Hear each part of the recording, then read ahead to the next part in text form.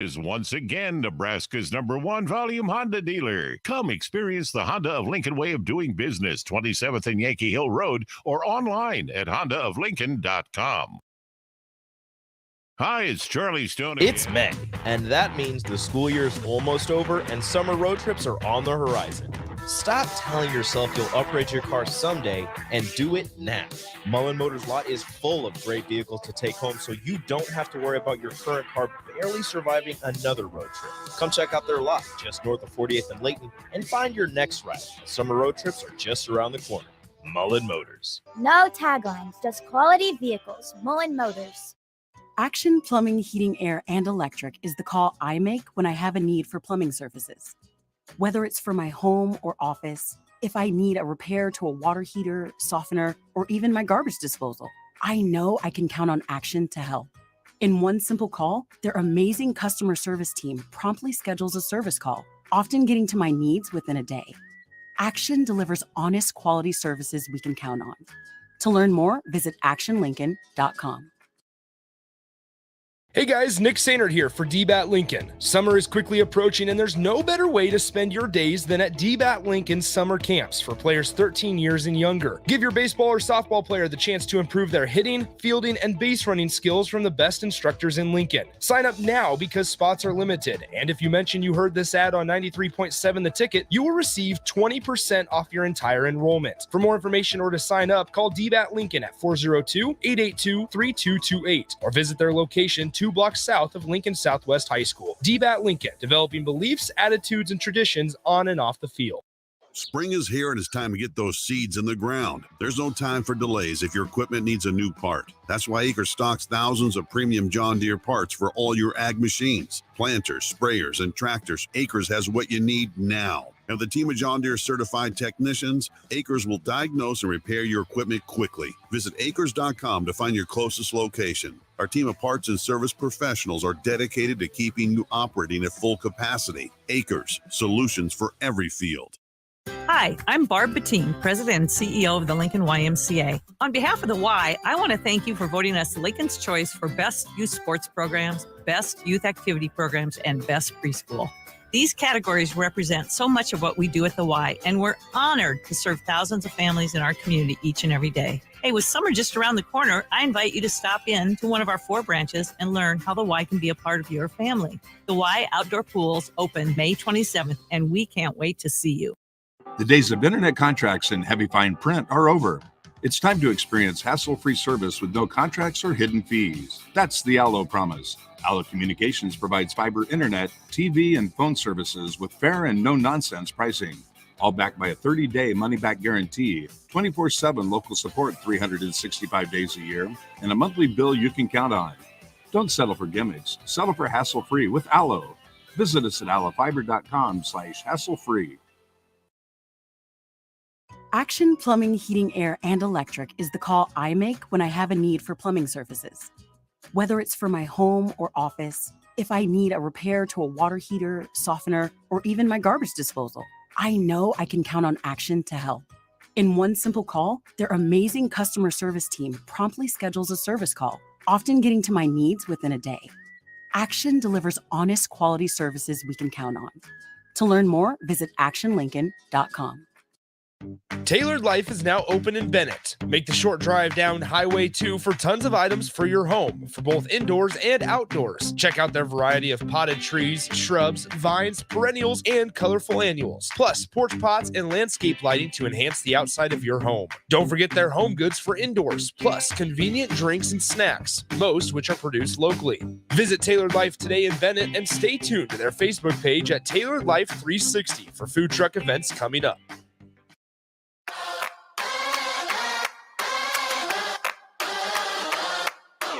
It's time for the Class A State Baseball Tournament on 93.7 The Ticket and theticketfm.com. State baseball broadcasts are presented by the Carpe Diem team of Nebraska Realty, Independence Built, A1 Automotive, DBAT Lincoln, and DOT Highway Safety Office, and High Electric. Now, calling all the action, here's Nick Sainert.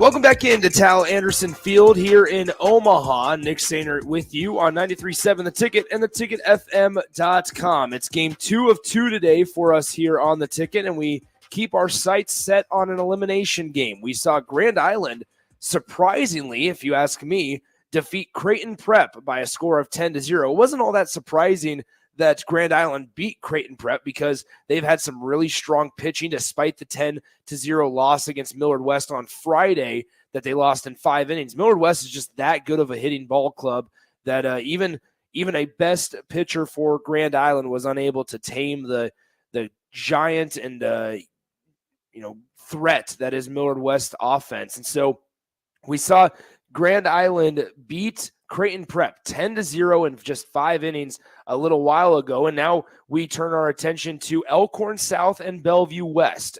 These two teams are some pretty good and team, or I should say, have a good track record of being in the state tournament and being used to the elimination games, but they're also used to the winner's bracket, and one of those teams is Elkhorn South. They had a disappointing performance last night. They beat Papillion La Vista South on Friday, but then on Monday night, they lost to Lincoln East. They allowed 7 runs on a start from Carter Navin. Unfortunately, got hit around quite a bit. It wasn't all just bad pitching. It was a really good job of hitting the baseball and good plate approaches by the Lincoln East Spartans in that one, plating 7 runs in the top of the first inning. And after that, Elkhorn South just couldn't make up enough ground. They did score 1 run in the bottom of the second inning. They had opportunities, but when they had runners in scoring position, or by the time that they had runners in scoring position, there would already be 2 outs in the inning, and somebody would not be able to answer the call, whoever it was, up at the plate. For Bellevue West, they lost to Lincoln East on Friday. These two teams basically just switched and flip-flopped who they played on which day.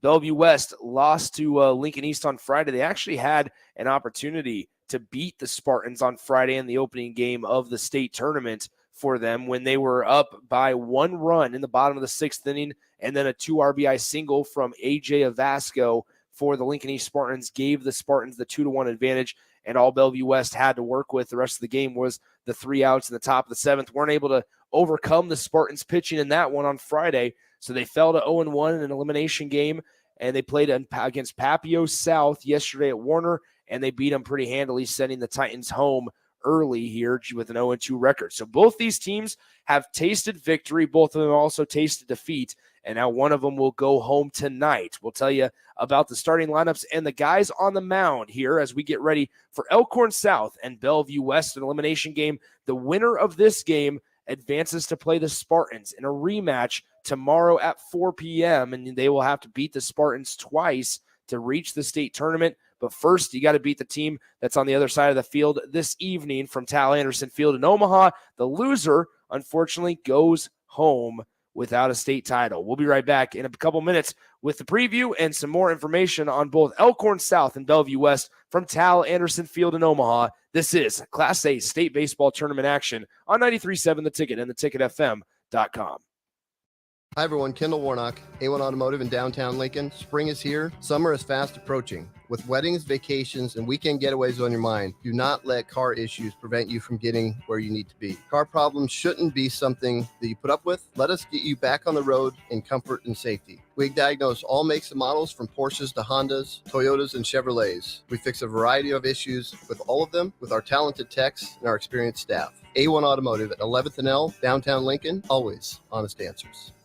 Are you looking for a fresh office space or a new place to call home? Independence Built is who to call for all your new residential or commercial builds and remodels. Independence Built is in the process of building a brand new single-family or townhome development in Lincoln, while also in the process of a new walkout townhome development in Bennett. Don't wait. New lots and homes are available now through Independence Built. Give Ken and Dreeling a call today at 402-430-4954. That's 402-430-4954. Whether you're looking for a new place to call home or trying to sell your current home, you want to make it as easy as possible. So why not use a realtor that works harder so you don't have to? The Carpe Diem team at Nebraska Realty is your go-to realty team for all your residential and commercial needs. They pride themselves on working hard and making your life as easy as possible. while educating you every step of the way. Contact the Carpe Diem team to seize your moment, whether it be buying, selling, building, investing, or even commercial real estate. Give them a call today at 402-429-8121. Hey guys, Nick Sainert here for DBAT Lincoln. Summer is quickly approaching and there's no better way to spend your days than at DBAT Lincoln's summer camps for players 13 years and younger. Give your baseball or softball player the chance to improve their hitting, fielding, and base running skills from the best instructors in Lincoln. Sign up now because spots are limited. And if you mention you heard this ad on 93.7 The Ticket, you will receive 20% off your entire enrollment. For more information or to sign up, call DBAT Lincoln at 402-882-3228 or visit their location 2 blocks south of Lincoln Southwest High School. DBAT Lincoln, developing beliefs, attitudes, and traditions on and off the field. Where will your path take you, traveler? To seek fortune in a new career? Or on a journey to distant lands for a well-deserved vacation? Wherever you go, one distraction could spell disaster. You can change your fate, adventurer. Don't drive distracted. Paid for by the NDOT Highway Safety Office. Hi everyone, Kendall Warnock, A1 Automotive in downtown Lincoln. Spring is here. Summer is fast approaching. With weddings, vacations, and weekend getaways on your mind, do not let car issues prevent you from getting where you need to be. Car problems shouldn't be something that you put up with. Let us get you back on the road in comfort and safety. We diagnose all makes and models from Porsches to Hondas, Toyotas, and Chevrolets. We fix a variety of issues with all of them with our talented techs and our experienced staff. A1 Automotive at 11th and L, downtown Lincoln, always honest answers. Hey, it's Nicklin Hames from Nebraska Volleyball. I hate wasting time in practice, and I want to help you stop wasting your time when you're looking for an electrician. High Electric has been serving the area for over 30 years for both residential and commercial properties. They are experts in everything like remodeling, new additions, hot tub installation, and more. And they take jobs from Beatrice to Omaha and all towns, big or small, in between. Call them today at 402-466-6606 or learn more at high-electric.com. Are you looking for a fresh office space or a new place to call home? Independence Built is who to call for all your new residential or commercial builds and remodels. Independence Built is in the process of building a brand new single-family or townhome development in Lincoln, while also in the process of a new walkout townhome development in Bennett. Don't wait. New lots and homes are available now through Independence Built. Give Ken and Dreeling a call today at 402-430-4954. That's 402-430-4954.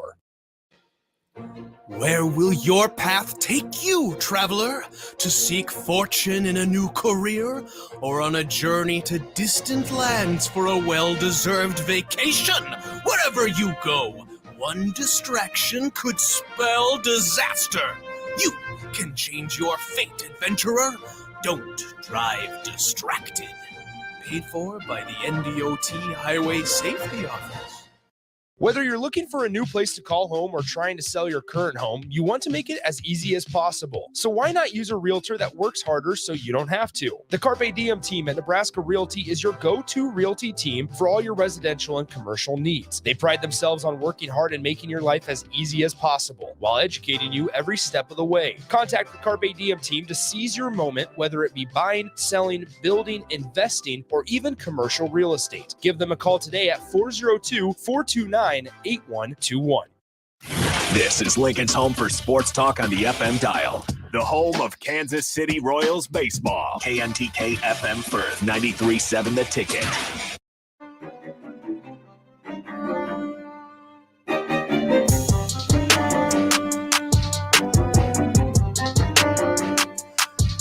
Nick Sander back with you from Tal Anderson Field here in Omaha. It's our nightcap. We only had 2 games on the ticket today, and they are both elimination games. The one that first pitch was around 4 p.m. or so saw Grand Island win in 5 innings, 10-0 over the Junior Jays of Creighton Prep. So Creighton Prep goes home with a 1-2 record after falling to Grand Island. Grand Island stays alive, and they will have a rematch against the number 1 seed Millard West Wildcats at 10 a.m. tomorrow from here at Tal Anderson Field. For these 2 teams, Elkhorn South and Bellevue West, here in elimination game. The loser obviously goes home. The winner has a matchup with Lincoln East at 4 p.m. And then if they're able to get the best of the Spartans and make them lose a game, then they will play a rematch, or I should say an if necessary game, about 30 or 35 minutes following the conclusion of their game at 4 p.m. So we're ready to get underway here. From Tal Anderson Field, Bellevue West will be the home team on the scoreboard, and they are going to send Nick Riggs out to start this one for Bellevue West. I apologize. My computer has kind of glitched there. Nick Riggs, a junior.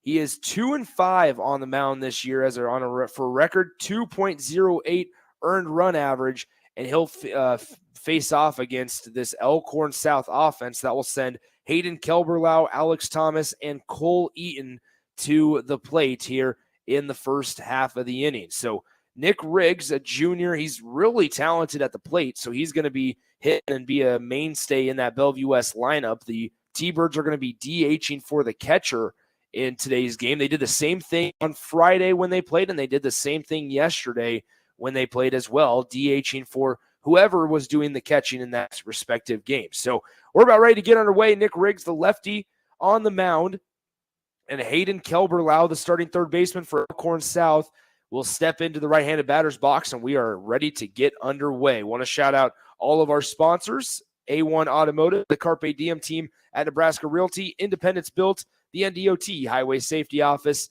DBAT Lincoln, and High Electric for their continuous support. We're ready to go. Riggs comes set, fires home the first pitch of the game, and it's going to be just a tad outside for ball one.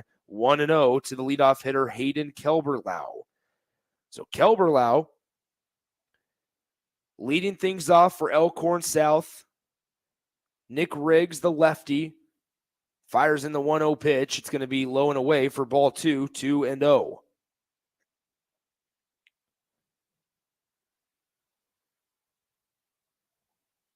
So once again, Grand Island with a dominating win as it's 3-0 to the leadoff hitter Kelberlau, still waiting for the first strike of the game from Nick Riggs. Once again, just Grand Island I'm still kind of shocked by that ending, as the 3-0 pitch is going to be called for a strike in the bottom portion of the zone, 3-1. But when you looked at the scoreboard at the end of the game, it was 10 runs on just 4 hits for Grand Island. A lot of free bases given up by Creighton Prep, as Nick Riggs is going to walk the leadoff hitter Hayden Kelberlau on 5 pitches. So Kelberlau will take first, bringing up the number 2 hole hitter, Alex Thomas, the starting first baseman. It'll be a lefty-on-lefty matchup here as Alex Thomas steps into that left side batter's box. Thomas on the year, a .256 hitter. No home runs, 7 runs driven in. Riggs delivers. The bunt is down as it falls right in front of the plate. It's a fair ball. It'll be thrown to second base in time to get the force out at second. So that was a funky-looking play as the catcher for Bellevue West, Cole Madden, actually almost caught the bunt off the bat of Alex Thomas. It went straight up in the air, not too high, but went straight up in the air.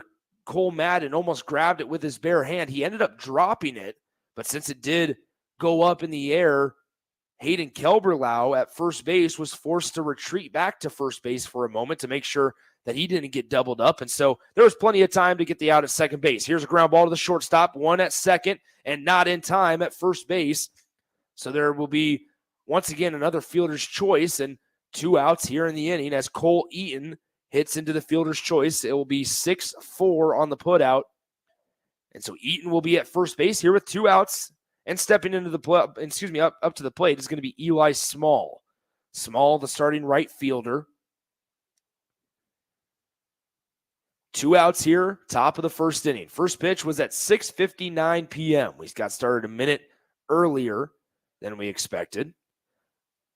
First pitch of the AB to Eli Small is going to be down and away, 1-0. Small in his 3rd state tournament game here has started in right field every single time out. He watches the second pitch, the at-bat go outside, 2-0.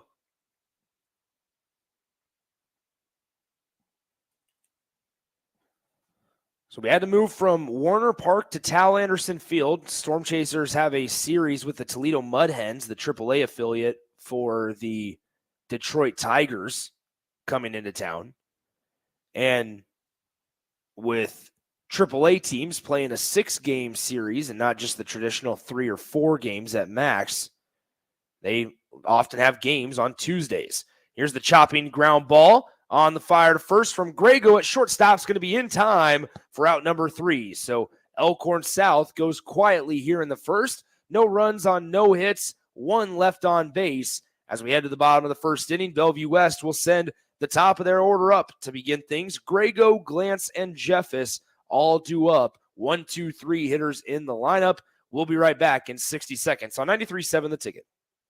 Hey, it's Nicklin Hames from Nebraska Volleyball. I hate wasting time in practice, and I want to help you stop wasting your time when you're looking for an electrician. High Electric has been serving the area for over 30 years for both residential and commercial properties. They are experts in everything like remodeling, new additions, hot tub installation, and more. And they take jobs from Beatrice to Omaha and all towns, big or small, in between. Call them today at 402-466-6606 or learn more at high-electric.com.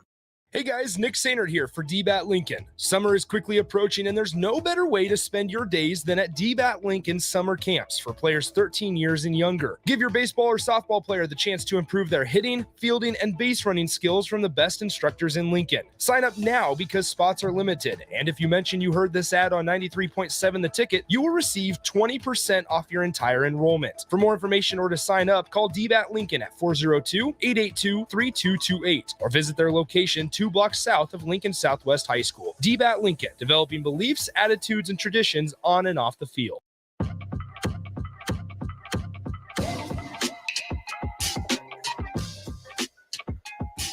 We head to the bottom of the first inning as Elkhorn South goes down quietly. They will send senior pitcher Brock Songster to the mound. A left-handed thrower, Songster, 4-1 on the season with a 3.70 earned run average.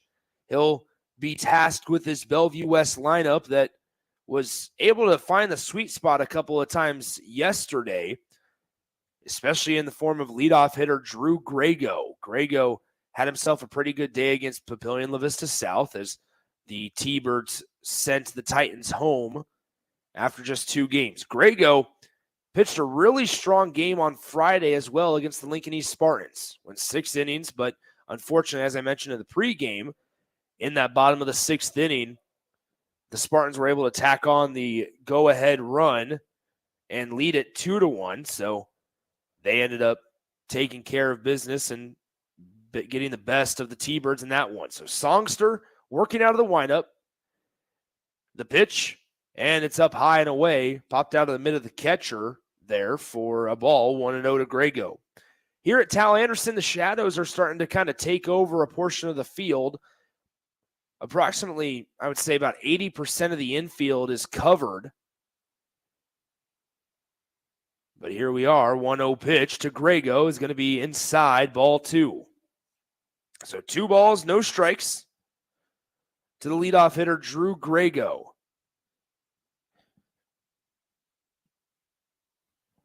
Songster taking his time here in between pitches, not in any hurry as he throws ball 3 into the dirt, 3-0. As he kind of tries to navigate and find that strike zone. We saw in the last game, obviously, with Grand Island and Creighton Prep had to use 6 different pitchers in that one in just a 5-inning game. So when pitchers are unable to find the zone, it really causes problems for you. 3-0 pitch is going to be hit the outside corner for a strike, 3-1 to Drew Grego, the starting shortstop for Jason Shockey's Bellevue West Thunderbirds. So the 3-1 pitch as Grego is dealt a hitter's count. It's going to be in the dirt, ball 4, and Grego will be on first base. And if we saw anything yesterday against Papillion La Vista South, when Grego is on the base paths, that can mean something's going to happen because Grego is extremely active over there, but with the lefty pitcher, he'll have to get a little more of a conservative primary lead over at first base. Won't be able to do as much bouncing around that we're used to seeing from Drew Grego,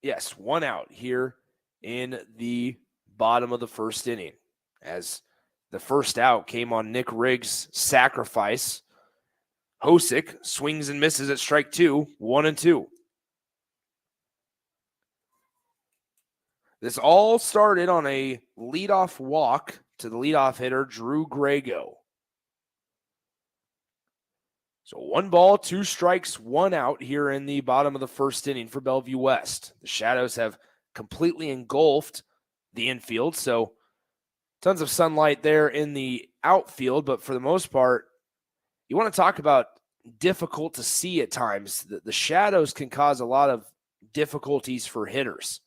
Here's the 1-2 pitch. Swung on, chopped to third. I believe it's going to go foul. It will. So we'll redo it at 1 ball and 2 strikes to the 5-hitter, Tanner Hosick. Hosick, not the tallest man on the team, but had a good outing yesterday against Papillion La Vista South on the mound. He got the start for Coach Shockey's T-Birds. Now today getting the start in center field. Bellevue West team real young as well. 1 ball, 2 strikes. Here's the pitch. Low and away, ball 2.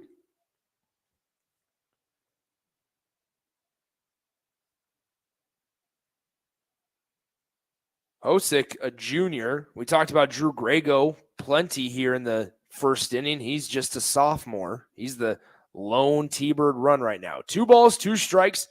Songster lifts his knee, delivers. Swing and a miss. And Hosick goes down on strikes for out number 2. That will bring up the designated hitter, number 7, Johnny Barrientos. Barrientos, a junior, hitting just 186 at the plate this year. 8 RBIs. Has an opportunity to get that number into double digits if he can find a gap here with 2 outs in the bottom of the first. They first pitched the AB, swung on and missed. And Songster maybe finding a little bit of a groove as he struck out Hosick just a moment ago swinging. And now is 0-1 on Barrientos, the DH. So the DH Barrientos hitting for Cole Madden in this one. Madden doing the catching. The 0-1 pitch, strike on the outside corner, called 0-2. No balls, 2 strikes, and Brock Songster, the starting pitcher for Elkhorn South, just 1 strike away from getting out of this one with very minimal damage, as Bellevue West had runners on second and third with 1 out. Here's the 0-2 pitch. Swung on, chopped foul. We'll do it again at 0-2. You have to think that it would be a pretty decent victory for Songster if he can get out of this bottom of the first frame with only allowing 1 run after giving up a walk and then a couple singles. So here's the 0-2 pitch to Barrientos. Upstairs, 1-2. Just a reminder for tomorrow, we'll have normal programming up until 10 a.m. And then at 10 a.m., we'll be right back out here at Tal Anderson Field for Millard West and Grand Island. And then following that, depending on what happens in that first game, we might have another one. The 1-2 pitch from Songster. Upstairs, 2-2. If Grand Island's able to get the best of Millard West, then we'll have a rematch, and the winner of that one will advance to the state championship game. But if Millard West is able to stay undefeated, then we'll send it back to the studio for a while. The 2-2 pitch to Barrientos. Low and inside, and that's ball 3. Barrientos thought that was ball 4, started jogging down the first baseline, thought it was ball 4, has to grab his bat from the on-deck circle, and we'll do it again. 3 balls, 2 strikes. Runners on second and third, 1-0 here in the bottom of the first inning in favor of Bellevue West. The T-Birds, the home team on the scoreboard here. The 3-2 pitch, swing and a miss. And Barrientos goes down swinging. Nice job by Brock Songster, the Elkhorn South starting pitcher, minimizing damage. He gets out of it. Only allowed one run in that bottom of the first inning. Could have been much worse as Bellevue West leaves runners stranded at second and third base. We'll go ahead and take a 60-second timeout. When we come back, it'll be the start of the second inning, and the Elkhorn South Storm will send their 5-7 hitters up. Carson Ronner, Michael Mechna, and Kobe Eichmeyer all due up for the Storm in the top half of the second inning here on 93.7 The Ticket.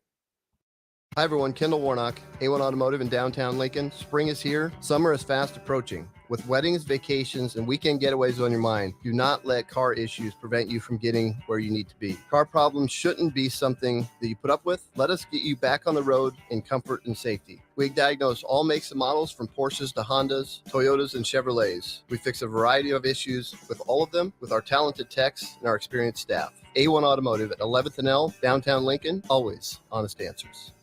Are you looking for a fresh office space or a new place to call home? Independence Built is who to call for all your new residential or commercial builds and remodels. Independence Built is in the process of building a brand new single-family or townhome development in Lincoln, while also in the process of a new walkout townhome development in Bennett. Don't wait. New lots and homes are available now through Independence Built. Give Ken and Dreeline a call today at 402-430-4954. That's 402-430-4954.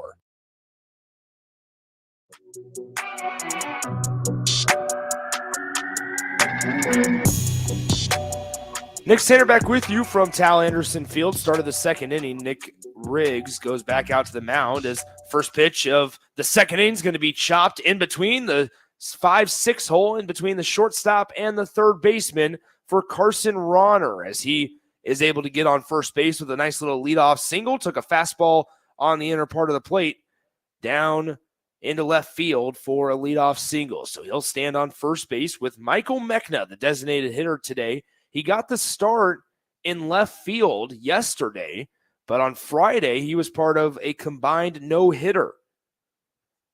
Was Mechna. He and Tanner Forch worked together to combine the no-hitter against Papillion La Vista South, as Mechna here in the box takes strike one, 0-1. So Ronner's at first base. Ronner, the starting second baseman, will occupy first base for the time being. Mechna in the box. It's a lefty pitcher, and Nick Riggs facing the righty batter of Michael Mechna. Here's the 0-1 pitch, swung on, fouled. No balls, 2 strikes here quickly to Michael Mechna. In that inning, in the first inning, top of the first for Elkhorn South, Hayden Kelberlau led off that inning with a base on balls. He got walked. So similar situation here, 1 on, nobody out for Elkhorn South. And now Mechna swings and misses. And Nick Riggs responds with a swinging strikeout of Michael Mechna, the designated hitter, bringing up the shortstop, Kobe Eichmeyer. Eichmeyer laid down a beautiful drag bunt last night for Elkhorn South.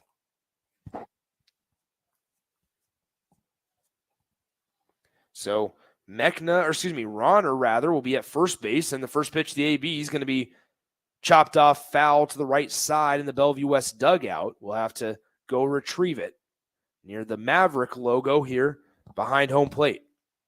So 0-1 to Kobe Eichmeyer here in the second inning. Top of the second, 1-0 Bellevue West.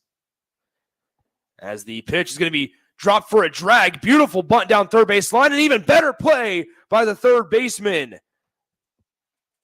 Nick Glantz. Great job working through that baseball. That bunt was tough, but luckily enough for him, it didn't necessarily slow down with it being a turf field. But a nice job, a good bunt by Kobe Eichmeyer, a better play made by Nick Glantz, the third baseman for Bellevue West, as he chucked it over to first base in time to retire retire Eichmeyer. And so that moves Ronner up to second on the sacrifice. And there's 2 outs now for Trey Mandina, the Elkhorn South catcher. The 0-0 pitch, right down Broadway, strike 1.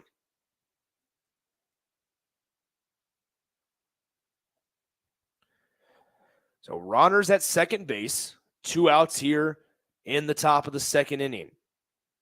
Nick Riggs doing the pitching for Bellevue West. Ronner at second, Mandina at the plate. The 0-1 pitch is going to be taken for a ball, low and in. 1-1 the count. So we'll be back at Tal Anderson Field here tomorrow, 10 a.m. I'll make the trip back to Lincoln this evening and come back here bright and early tomorrow morning. Now the pitch on 1-1 is taken low and away for a ball, 2-1.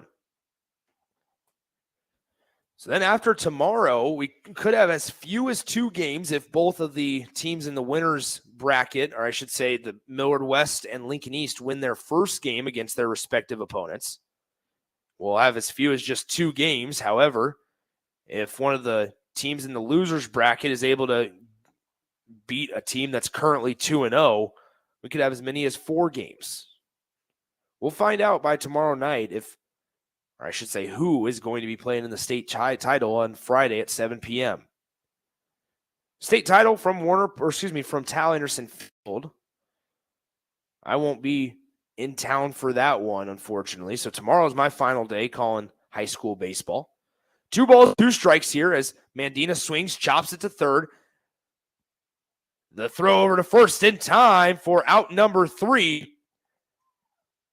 And Bellevue West strands the Elkhorn South runner at second base for the final out of the inning. We go to the bottom of the second inning. Bellevue West with a 1-0 lead. They'll send hitters 7, 8, and 9 to the plate. We'll tell you about them coming up in 60 seconds on 93.7 The Ticket.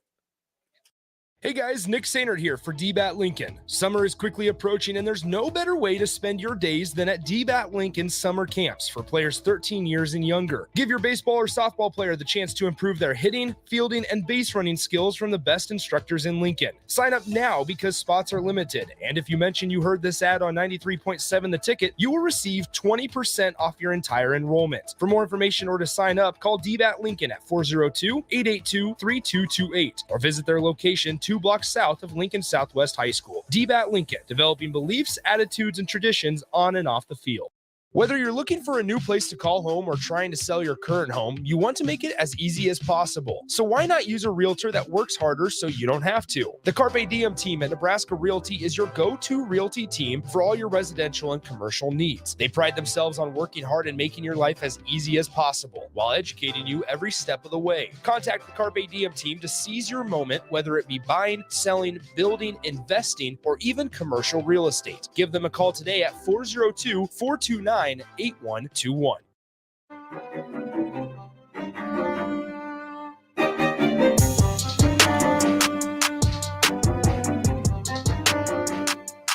Nick Sainert back with you from Tal Anderson Field here in Omaha as Bellevue West will send Caden Allred, Colin Pitzer, and Jackson Steele to the plate here in the bottom of the second inning with a 1-0 advantage over Elkhorn South. The loser of this one goes home, and they will be eliminated from the state tournament.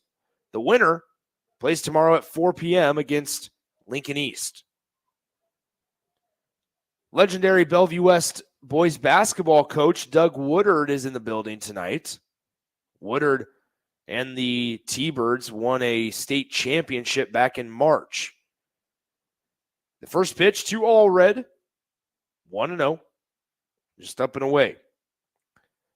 Woodard then announced his retirement that following week. Woodard obviously a part of a couple really talented Bellevue West boys basketball teams as Allred takes strike 1-1. Most notably, recently, Josiah Doetzler heading to Creighton, just down the road here in Omaha.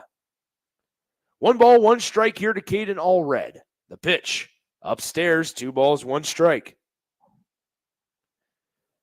If you're looking for a place with always honest answers for anything related to your vehicle, make sure you contact A1 Automotive, full service auto repair at 11th and L Street, as Allred swings at strike 2, 2-2. 2 balls, 2 strikes here in the bottom of the second inning. Nobody down. Allred, the 7-hitter in this Bellevue West lineup. Brock Songster on the mound for the Storm. The pitch, strike 3, and that will retire the 7-hitter, Caden Allred, as he goes down looking. on strike 3 on a fastball that looked to be, from my vantage point, sitting up here in the press box at Tal Anderson Field, right down the pipe. But he seemed to disagree as he kind of looked back at Jason Shockey like, can you believe this guy called that a strike? So now 1 down here in the bottom of the second. Next up, it's Colin Pitzer, the first baseman. Pitzer didn't get to play on Friday, but did see the start at first base last night, and now once again here tonight. 1-0 pitch from Songster, swung on and missed by Pitzer, 1-1.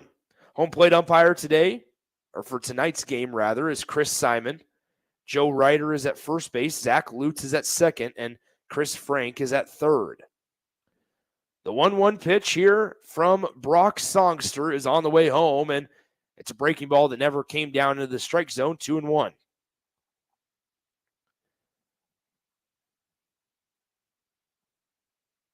It's a beautiful night here, especially as that sun starts to set behind some trees that are on the third base foul line, as the 2-1 pitch is swung on and missed by Pitzer, strike 2. That you might need a light jacket, I suppose. We're in the lower 70s here at Tal Anderson Field. The flags, as they have been the entire day since I got here at about 2:15 p.m. this afternoon, just been stuck against that pole, dead. They have not moved a whole lot. We've had some gusts, I suppose, coming in from center field, but nothing major, nothing like we've seen the last few days. So Pitzer works a full count here. Songster trying to avoid giving him a free pass. The 3-2 pitch fouled back. We'll do it again. 3 balls, 2 strikes. The measurements here at Tal Anderson Field, 330 to left, 410 to dead center where there's a all-black batter's eye, and then 330 again to right field. The 3-2 pitch swung on and missed as Colin Pitzer goes down swinging for out number 2. But as I've mentioned, this is my first time today at Tal Anderson Field. It kind of just pops up out of nowhere, as you don't really expect there to be a baseball and softball facility here, as the Mavericks have their softball facility just directly behind me at the press box.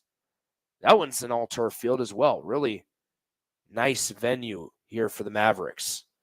The 0-0 pitch to the 9-hole hitter. Jackson Steele is upstairs, almost hit him in the head as it's ball 1, 1-0. But it kind of pops out of nowhere, and then when you're sitting up here in the press box, you look over the right field fence, Baxter Arena, where the UNO hockey team plays. Made a Frozen Four just a few years ago. Real competitive team are the Mavericks. And you have, I believe it's the Askerban Village directly past center field. So it kind of is a really cool area that we're in up here in Omaha. The 2-0 pitch is inside for a ball, 3-0. So Songster in danger of walking the 9-hole hitter if he throws one more ball. 3-0 pitch from Songster hits the inside corner, strike 1. It's a really cool ballpark. I love the ballparks that I think one of the greatest things about college baseball specifically is the intimacy factor. When you go to a Major League Baseball game, you feel so far away from the actual action at times, as the 3-1 pitch is going to be swung on and fouled off to the right.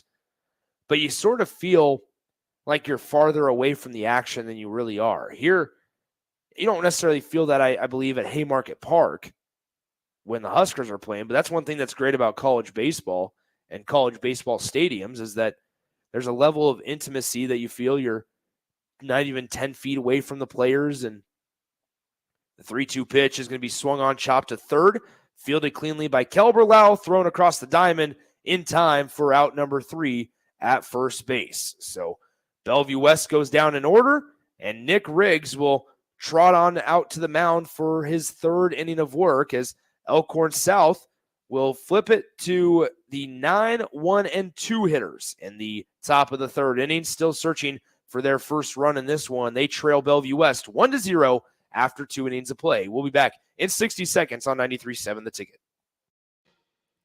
Where will your path take you, traveler?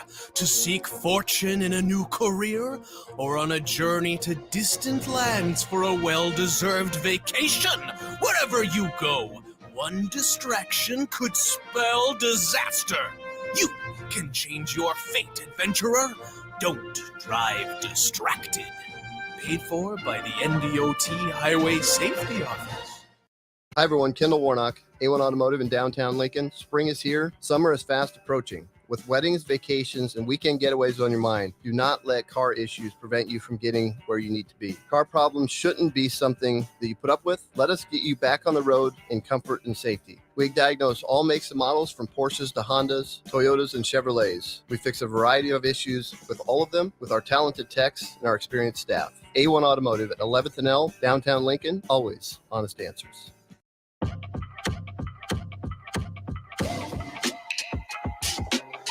So the 9-hitter in the Storm lineup, John Kane, will be the first one to bat here in the top of the third as he takes ball one up and away, 1-0. Want to thank all of our sponsors for their continuous support of high school baseball broadcasts. A1 Automotive, the Carpe Diem team at Nebraska Realty, Independence Built, the NDOT Highway Safety Office, DBAT Lincoln, and High Electric. So a 2-0 count to the 9-hole hitter, John Kane. The pitch from Riggs going to be hit into right field. Right fielder settling under it and is hauled in for out number one by the right fielder, Tyler Jeffis. So John Kane goes down with a fly out to the right fielder for out number one, and the lineup will turn over to Hayden Kelberlau. Kelberlau had a really nice defensive play to end that second inning, as it looked fairly routine, but he chose a really good hop to play the baseball. And for all the former baseball players out there listening, you know exactly what I'm talking about. Sometimes a baseball can quickly eat you up if you want to field it on the short hop, or he sat back and knew he had time and stayed composed to make the throw across the diamond in time for out number three, right to end the second inning. But here in his at-bat, he's quickly down 0 strikes to Nick Riggs, the starting pitcher for Bellevue West. So Kelberlau, he walked in the first inning and then got called out on a force play for the first out of the inning in the first. Here's the 0-2 pitch, swung on, fouled back directly behind my window, just flew right over the top here in the press box at Tao. So he'll fight off the 0-2 pitch, and we'll do it again at 0 strikes.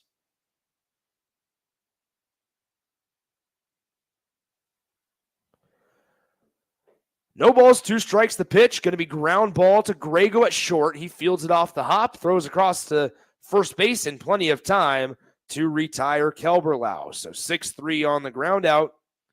And that brings up, with 2 outs here in the top of the third inning, the number 2-hole hitter, the starting first baseman at number 19, Alex Thomas.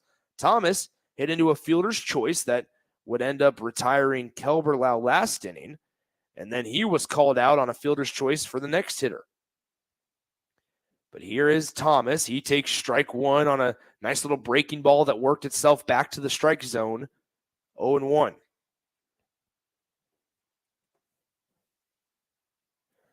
Riggs working at a pretty good clip as this one's lined to the shortstop, and Grego's unable to field it on the short hop. And so with a 2-out single, Alex Thomas is at first base, bringing up the 3-hole, Cole Eaton. Eaton grounded into a fielder's choice as well in that first inning. So he came up with a runner on first and grounded to the shortstop, who then went to second base with it. 2 outs, top of the third. Runner on first as Eaton swings and misses at strike one, 0-1.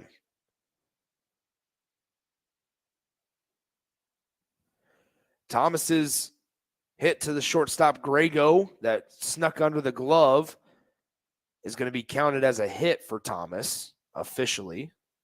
It's a tough play for Grego. It took one bounce right at his feet. wasn't in a spot to be able to catch it on a line as we have a hit and run on and a fair ball down the right field line. Thomas is sprinting around third. He's going to try to score. The throw comes in from right field. It will not be cut off in time, and the Elkhorn South Storm have tied the ball game at 1 on a 2-out RBI triple from Cole Eaton.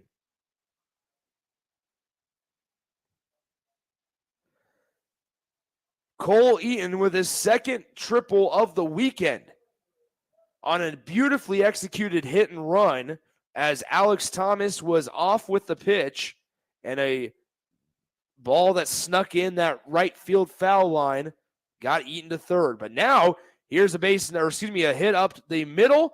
Backhand play by the second baseman will not be in time. Scores Eaton from third on the hit from Eli Small. And Elkhorn South, just like that in the blink of an eye, has taken a 2-1 lead. So Thomas, just to recap, comes all the way around from first on an RBI triple from Eaton. Eaton will get credit for 1 RBI, and then he will count the runs scored on the base knock from the cleanup hitter Eli Small, who attacked the first pitch from Nick Riggs.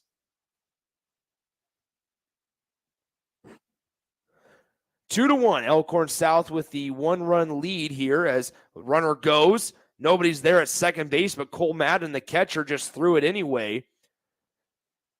And Eli Small is able to swipe second. So now Small will be in scoring position here in the top of the third inning. Carson Ronner at the plate. Ronner got a single in the first inning, but then was sacrificed over to second base, but then stranded there.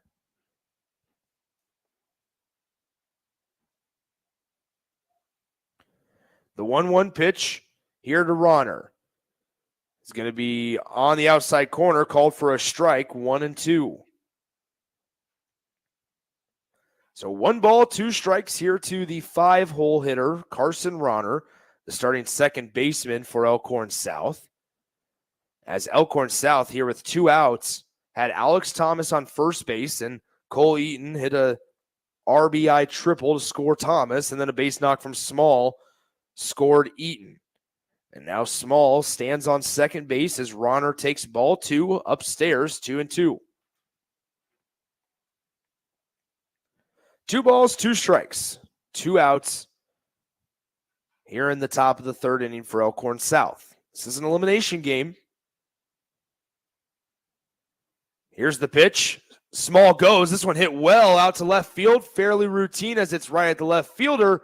But Ronner put a nice little bit of power into that one as it's caught by the left fielder for out number 3.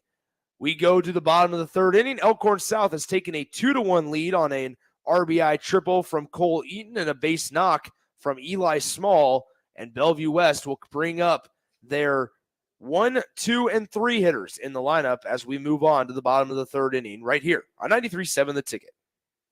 Hey guys, Nick Sainert here for DBAT Lincoln. Summer is quickly approaching and there's no better way to spend your days than at DBAT Lincoln summer camps for players 13 years and younger. Give your baseball or softball player the chance to improve their hitting, fielding, and base running skills from the best instructors in Lincoln. Sign up now because spots are limited, and if you mention you heard this ad on 93.7 The Ticket, you will receive 20% off your entire enrollment. For more information or to sign up, call DBAT Lincoln at 402-882-3228 or visit their location 2 blocks south of Lincoln Southwest High School. DBAT Lincoln, developing beliefs, attitudes, and traditions on and off the field.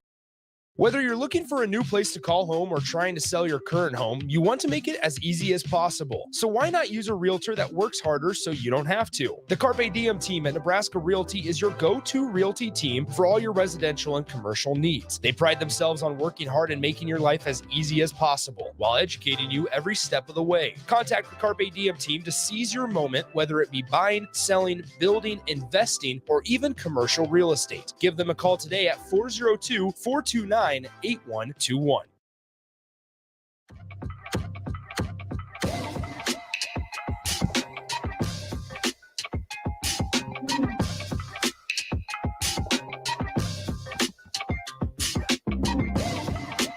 A little update from the NBA draft lottery. It looks like the San Antonio Spurs have won the number 1 pick. And Harrison, correct me if I'm wrong, but I believe you say his name in the form or fashion of Victor Wembanyama. Say it, Harrison. I know you're listening. Go ahead and cut in. Yeah, you think you got it right, buddy. Wembanyama? Wembanyama. So Spurs are going to get Wembanyama, but back here at Tal Anderson Field, Grego hits a drive into the first pitch and gets a double to lead off the bottom of the 3rd inning. Appreciate Harrison back at the studio pushing all the buttons and making me sound okay, or as good as he can make me sound, I suppose. But Grego, so he leads off the bottom of the 3rd inning with a double. Good news for Spurs fans is Greg Popovich, if he sticks around as coach for a couple more years, has another big to coach up, in addition to obviously Tim Duncan and all the great bigs to play in Spurs history. So 2-1 here back at Tal Anderson Field in Omaha. Elkhorn South up by 1. They took the lead in the top of the 3rd inning. Here in the bottom of the 3rd, Grego dancing on second, and that's exactly what Grego does as Songster does a nice little up and over move to force Grego to go back to second base. Brings up the 2-hole hitter in the Bellevue West lineup, Nick Glantz, the starting 3rd baseman. He's made a couple of nice defensive plays. The pitch is going to be outside, 1-0. Glantz squared around to show bunt like he wanted to sacrifice there. I would not be surprised to see Jason Shockey put that call on again. But as we've seen multiple times, some guys are having trouble this weekend getting some sacrifice bunts down. So we'll see if Nick Glantz can answer the call. The 1-0 pitch here from Brock Songster, but before we have it, he's going to step off the rubber after Grego is bothering him at second base, and now Songster is going to call for his catcher to come in and talk to him. They'll call the shortstop as well. Kobe Eichmeyer now jogs back to his spot at short, and the catcher for Elkhorn South, Trey Mandina, also back behind the plate. So Nick Glantz at the plate, hitting for Bellevue West. Grego stands on second base in scoring position. No outs here in the bottom of the 3rd. 1 ball, no strikes. The sacrifice bunt attempt is going to go foul right through the legs of Mandina, the catcher. So Glantz unable to get that sacrifice bunt down on the first attempt, and he'll have a 1-1 count here with nobody down in the bottom of the 3rd. Brock Songster worked out of a little bit of trouble in the bottom of the 1st. Left Bellevue West runners at 2nd and 3rd. Here, he's trying to do a similar thing.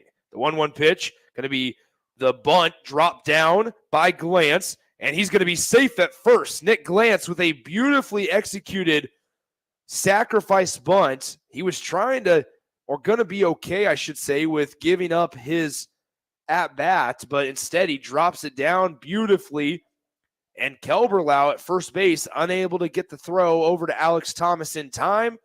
And Bellevue West has runners on the corners with nobody out here in the bottom of the 3rd.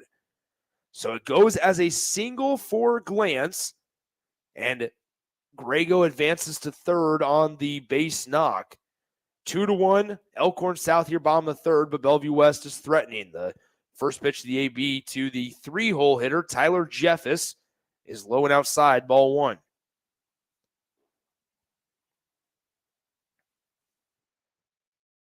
Jeffis yesterday in the win against Papillion La Vista South was 2 for 4 with a single and a triple. 1-0 pitch from Songster is low and away again, 2-0. Songster really getting bothered by the runners on base, as he's taken a lot longer in between each pitch. Now, obviously, to avoid a balk, you have to come set for at least 1 second, but Songster coming set for an extended period of time as the 2-0 pitch is ripped into left field, down for a base hit. That will score Grego from 3rd, and Jeffis has another RBI on this weekend. Bellevue West answers right back with a run of their own in the bottom of the 3rd inning. We're all tied up at 2 apiece. So Jeffis with a base knock scores Grego from 3rd, and in the process, Nick Glantz, who attempted the sacrifice bunt but ended up getting to 1st on a single anyway on a bunt down the 3rd base line, he advances to second base.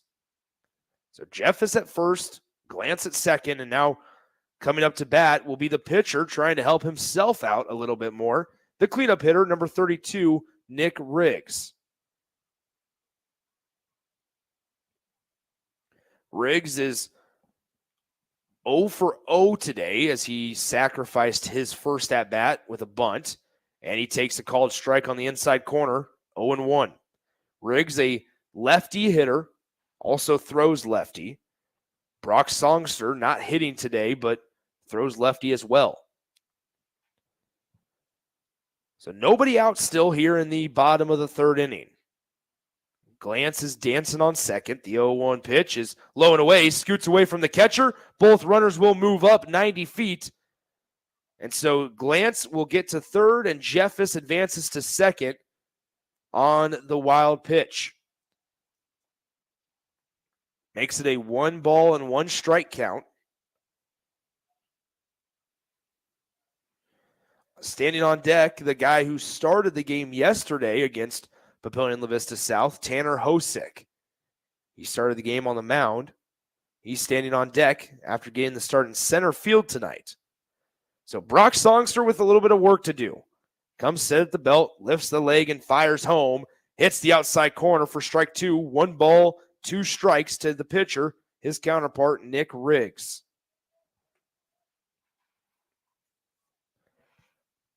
"52 pitches so far for Brock Songster in 2 innings of work. Here's the 1-2 pitch. Breaking ball didn't come down far enough. Stays upstairs. 2 ball, 2 strikes. Really good crowd on hand. Way even better than the first game at 4 o'clock. Obviously, people getting off work now or have already been off work. 2-2 pitch here to Nick Riggs is going to be swung on and miss, I should say, for strikeout. That is the 5th K for Songster today, and that is the first out of the bottom of the third. So Brock Songster left 2 guys stranded at second and third in the first inning. Now he's trying to do the same thing here in the bottom of the third, but it's a little bit more of a taller order. Now as Tanner Hosick comes up to the plate, he swings on this one, and it's fouled off. Nice grab at third base there by the head coach, Jason Shockey, in foul territory, 0-1.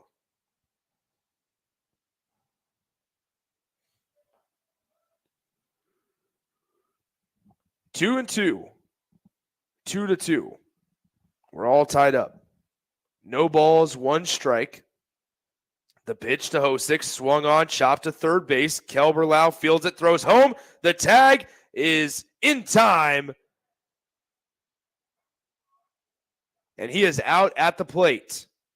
Glance thought that he may have gotten underneath that tag, but the tag did indeed beat Glance at the plate. Nice job by Kelberlau at third base, staying composed, because when he's charging in on a slow ground ball, that's a tougher throw than most people may think to make. About a 15-foot throw from third to home, because you want to get it there in time, but you also don't want to throw it too hard to where the catcher, Mandina, can't hang on to it. Nice job by both parties involved. Kelberlau making an accurate throw, and Mandina applying the tag in time to retire Glance at home for out number 2. So now runners at the corners, 2 outs, bottom of the third. The pitch ripped on, grounded to third base. Kelberlau fields it, throws it across the diamond, and how about that as Brock Songster limits the damage once again, gets 2 ground outs. Kelberlau with some nice defense on the hot corner, and we head to the top of the 4th inning with Elkhorn South and Bellevue West all knotted up at 2 runs apiece. We head to the 4th with your score 2-2 between Elkhorn South and Bellevue West from Tal Anderson Field here in Omaha on 93.7 The Ticket. Hi everyone, Kendall Warnock, A1 Automotive in downtown Lincoln. Spring is here, summer is fast approaching. With weddings, vacations, and weekend getaways on your mind, do not let car issues prevent you from getting where you need to be. Car problems shouldn't be something that you put up with. Let us get you back on the road in comfort and safety. We diagnose all makes and models from Porsches to Hondas, Toyotas, and Chevrolets. We fix a variety of issues with all of them with our talented techs and our experienced staff. A1 Automotive at 11th and L, downtown Lincoln, always honest answers. Hey guys, Nick Sainert here for DBAT Lincoln. Summer is quickly approaching and there's no better way to spend your days than at DBAT Lincoln's summer camps for players 13 years and younger. Give your baseball or softball player the chance to improve their hitting, fielding, and base running skills from the best instructors in Lincoln. Sign up now because spots are limited. And if you mention you heard this ad on 93.7 The Ticket, you will receive 20% off your entire enrollment. For more information or to sign up, call DBAT Lincoln at 402-882-3228 or visit their location 2 blocks south of Lincoln Southwest High School. DBAT Lincoln, developing beliefs, attitudes, and traditions on and off the field.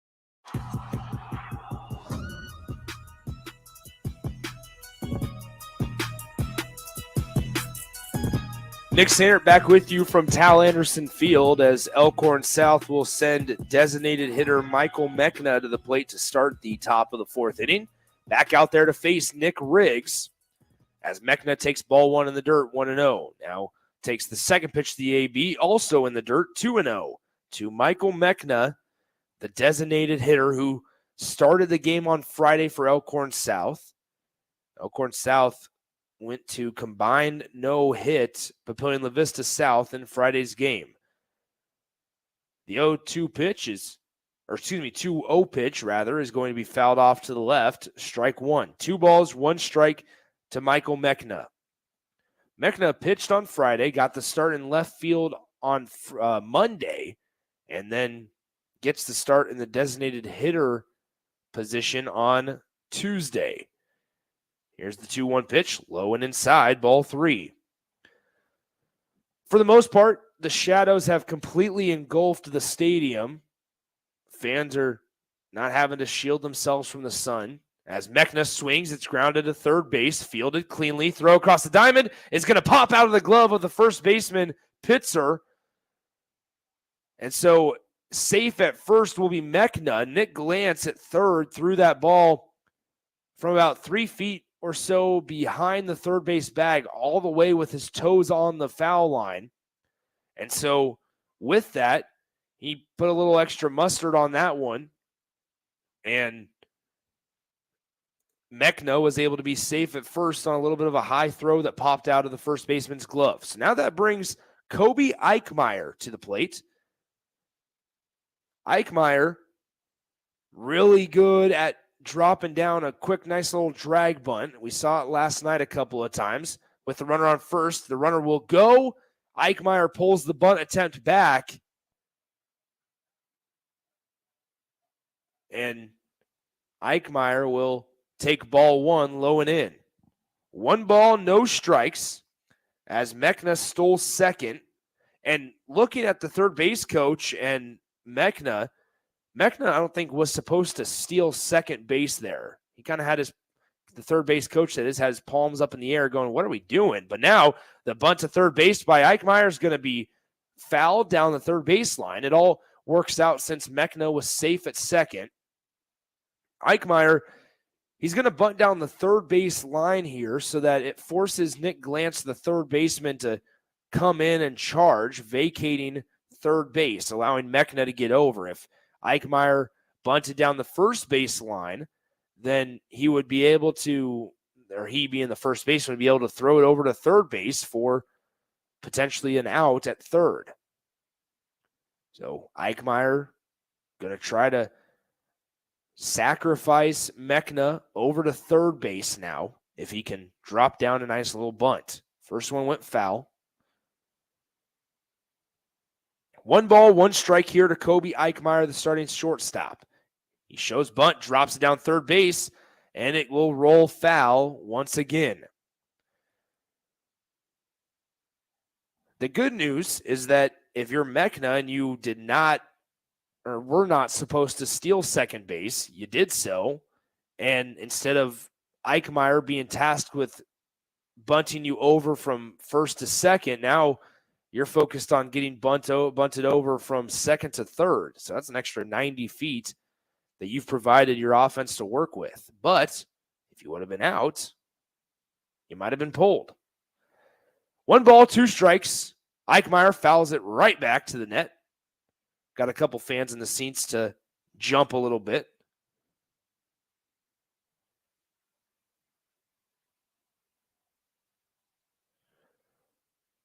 But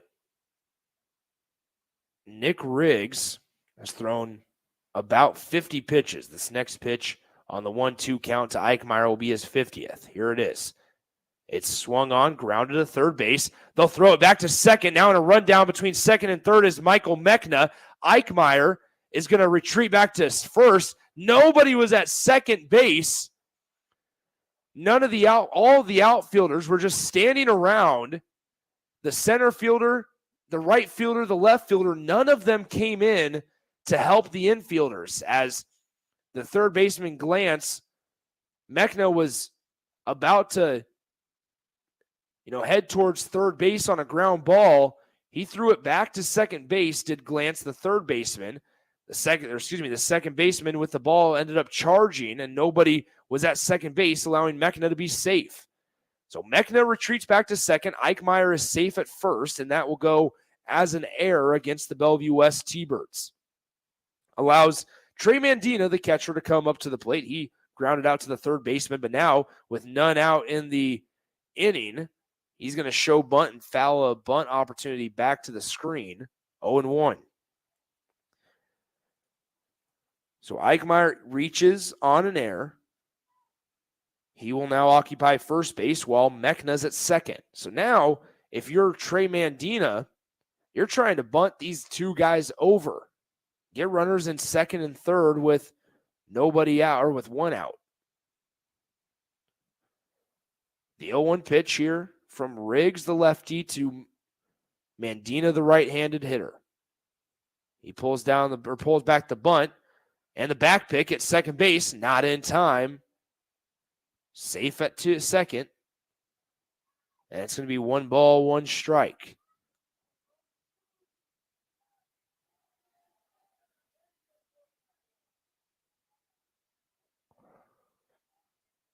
So now the coach at third base will call time.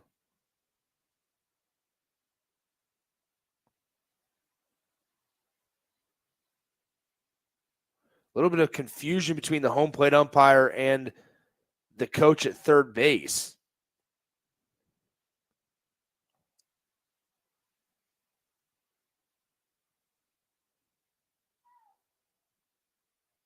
And so Mandina will be in the box. Just nobody out. 1 ball, 1 strike. Runners on first and second here with Mandina, the 8-hole hitter, the catcher, up to the bat. Here he squares the bunt. He gets to the first baseman, throws it to third in time for the force out. And so that's exactly why, if you are Trey Mandina, you're throwing the bunt, or you're hitting the bunt down to third base. It's trickier than to hit it towards first base, but you're trying to get that bunt down third base because that forces Nick Glantz, the guy who covered it, third base in that situation. That forces Glantz to vacate third base and charge towards the baseball. But instead, there on that bunt with a force out at third base, the first baseman's able to throw it on over, and no tag is even needed to be applied for the out. So that is 1 out, and that out basically for Nick Riggs on the mound works the same as a fly out, as a strikeout, whatever it may be, because now there is 1 out in the top of the 4th inning.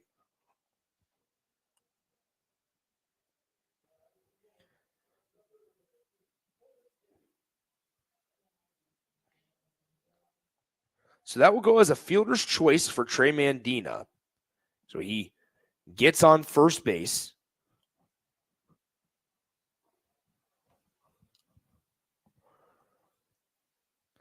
Now due up, it'll be the 9-hole hitter, John Kane. Kane, the right-handed hitter, swings and misses at the first pitch he sees, strike 1. Kane flew out to right field in the 3rd inning for the first out of the third inning. That was a third inning that Elkhorn South tacked on 2 runs, had the lead for a moment before Bellevue West added 1 and tied it up in the bottom of half of the third. Here's the 0-1 pitch, swung on and fouled back to the netting. No balls, 2 strikes quickly to John Kane. So now we see Nick Riggs doing what Brock Songster had to do in the first and third innings for Elkhorn South, trying to limit the damage. You have runners on first and second if you're Elkhorn South.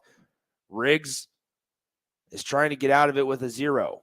Swing and a miss as Riggs strikes out John Kane, flexes his muscles, and now that brings up Hayden Kelberlau with 2 outs. Kelberlau grounded out to the shortstop in the third inning and walked back in the first.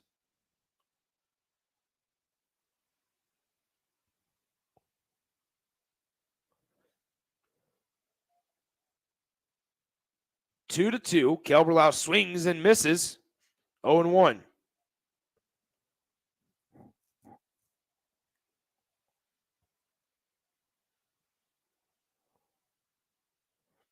So we're all tied up at 2 runs apiece.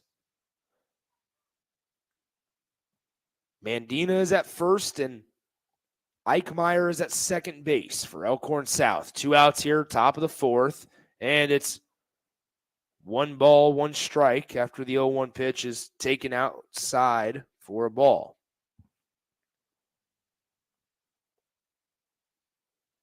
So 1 ball, 1 strike. We're all tied up at 2 apiece. Riggs comes set at the belt, lifts his leg and fires on the 1-1 pitch. Swung on, it will be fouled off to the right side. And while we have a moment, let's go ahead and pause 10 seconds for station identification on 93.7 The Ticket. This is Lincoln's home for sports talk on the FM dial. The home of Kansas City Royals baseball. KNTK FM Firth, 93.7 The Ticket. Nick Sander back with you from Tal Anderson Field.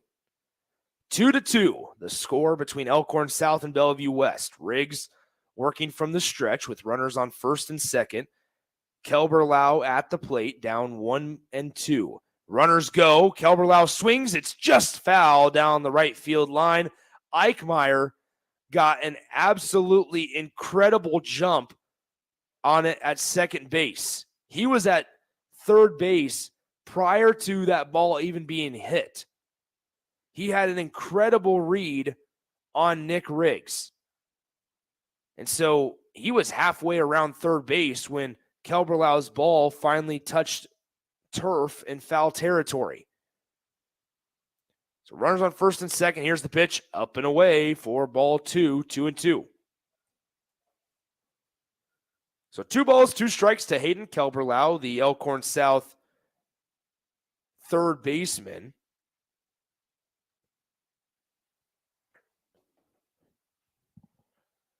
Nick Riggs comes set, lifts the leg, both runners go. Kelberlau floats it over the shortstop. 1 run will score as Eichmeyer's around third. Around second, heading into third is Mandina. And how about Hayden Kelberlau out of the leadoff spot? He's able to muscle it over the shortstop, Drew Grego's head, and Elkhorn South takes the lead right back. So a nice little RBI single from Hayden Kelberlau moves, like I said, Mandina, who is running with the pitch, to third, and Eichmeyer will come all the way around to score, and the Storm take a 3-2 lead here in the top of the fourth. So Nick Riggs, once again, trying to limit the damage done here in the top of the fourth inning. He pitches, and swing and a miss by Alex Thomas. Thomas came around to score after a single in the third inning. He was the Storm's first run of the ball game. But he scored on an RBI triple from Cole Eaton back in that third inning. Here's the pitch. Runner goes. It won't even be contested as Kelberlau steals second base. So I believe it seems like Elkhorn South has a really good read on Nick Riggs, who hasn't picked over a whole lot. So now runners at second and third. Here's Riggs. The pitch swung on, fouled off to the left. 1 ball, 1 strike. Or 1 ball, 2 strikes, rather.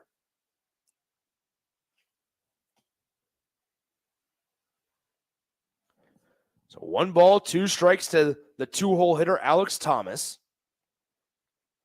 Mandina's at third. Kelberlau's at second.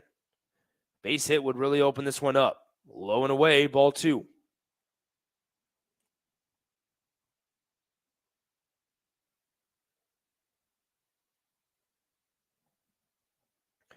Three to 2 the score. Elkhorn South was down 1-0 after the first inning. Scored 2 in the third and 1 here in the top of the fourth.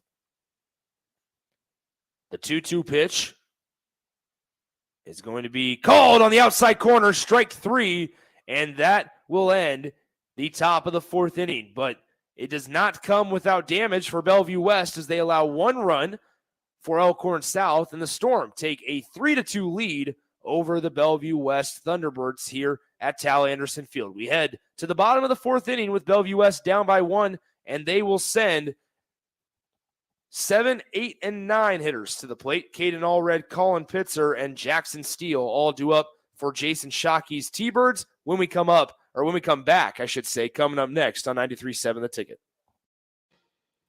Where will your path take you, traveler?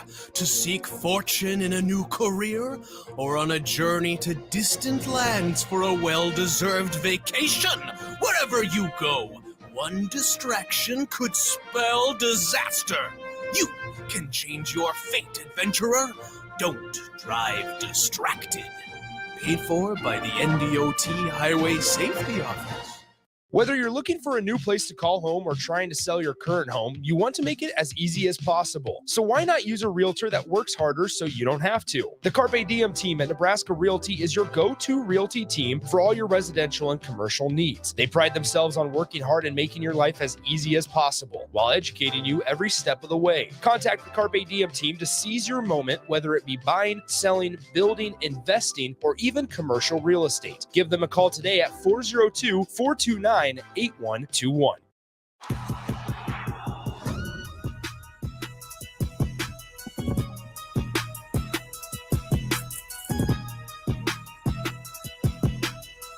Nick Sainer back with you from Tal Anderson Field here in Omaha after the top of the fourth inning felt like it took quite a while, but it only musters up 1 run for the Elkhorn South Storm in the top half of the fourth. And so now it's Bellevue West's turn to see if they can tie this one up or take the lead. They'll send hitters 7, 8, and 9 to the plate, Allred, Pitzer, and Steele. Caden Allred will be first up for Jason Shockey's T-Birds. And Allred struck out looking to begin things in the second inning. So we'll see if he can do something differently so that doesn't get duplicated.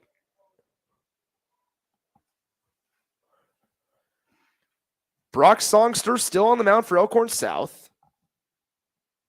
First pitch is low and away, ball 1.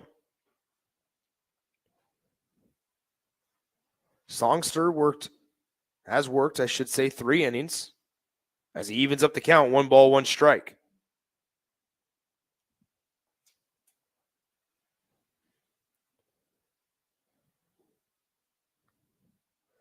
Songster delivers on 1-1. This one's going to be fouled back. 1 ball, 2 strikes.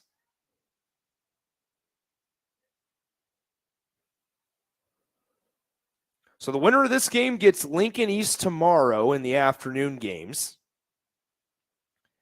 The 1-2 pitch, change up, swung on and missed. Nice pitch by Brock Songster as he gets Caden Allred down swinging. And for the second time tonight, Allred is down on strikes.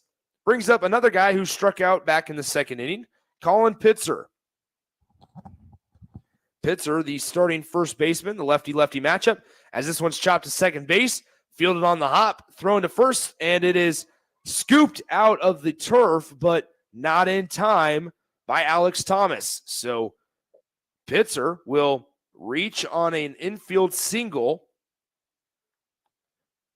and that brings up the 9-hole hitter, Jackson Steele. Steele grounded to third base back in the second inning. The T-Birds went 3 up, 3 down back in the second, and this was the combo of hitters that did so. But not this time around, as Pitzer's able to get the infield single. So he's at first. Songster throws the breaking ball, first pitch, low in the dirt, 1-0. So 1 ball, no strikes for Brock Songster and Elkhorn South. At the plate for Bellevue West, Jackson Steele, the second baseman. At first base is Colin Pitzer. Pick off to first, not in time. Pitzer back safely. Songster elected to go with the brief step off the mound and just chuck it over to first instead of lifting the leg and directing his whole entire body over to first base. Runner goes on the pitch, fouled back.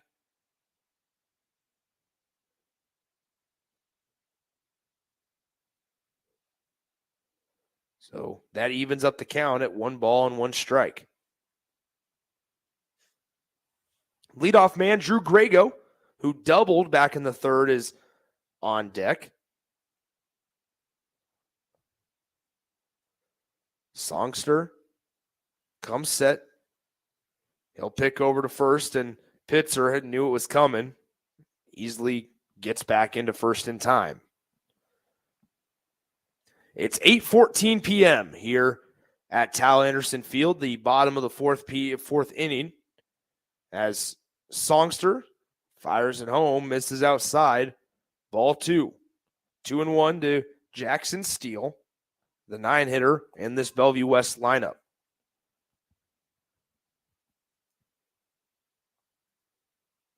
Tomorrow morning, 10 a.m., we'll have Millard West and Grand Island in a rematch of last Friday's game. As here, the 2-1 pitch is up and away, 3-1.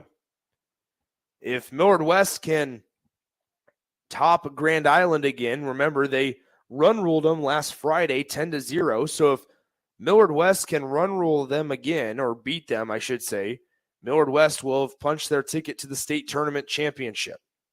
That will be played on Friday night at 7 p.m. The 3-1 pitch outside, ball 4. And if you're Elkhorn South, that is not what you wanted to see, as the 8 and 9 hitters both get on base, steal via a walk. And so that allows Drew Grego to come up to the plate, who doubled back in the third. He walked in the first, and he's come around in both innings to score. And so Grego, who's potentially one of the best hitters on this Bellevue West team, has a runner in scoring position and another at first base.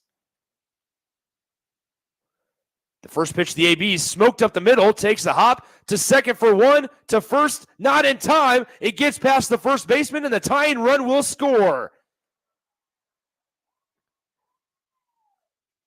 The first baseman for Elkhorn South, Alex Thomas, unable to dig it out of the turf on the hop from the second baseman, Carson Ronner. And because it got past the first baseman and Grego reaches safely on the ball that rolled all the way to the Bellevue West dugout, the runner from second is able to come around and score, and we have a tied ball game at 3 apiece. So now it's the number 2 hitter in the lineup, Nick Glantz. Grego's at-bat will be scored a fielder's choice. Colin Pitzer came around, as I mentioned, to score. And then out at second base via the force out is Jackson Steele. So runner on first base is Grego, as this one is fouled back on the 1-0 pitch, 1-1.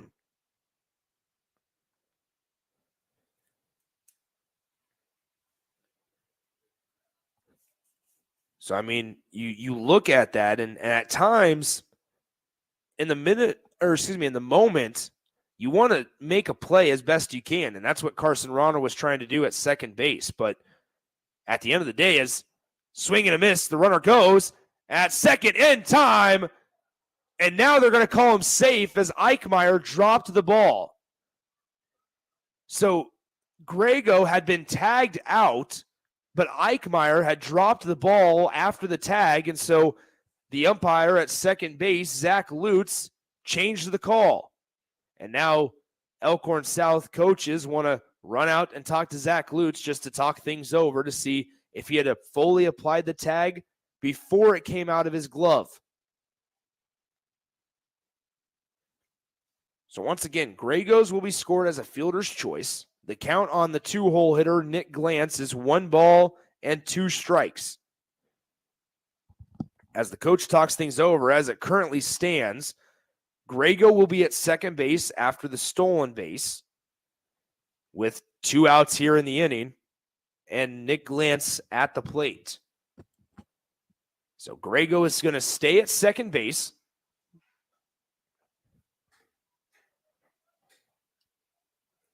And we'll resume action with 1 ball and 2 strikes on Nick Glantz, the starting third baseman for Bellevue West.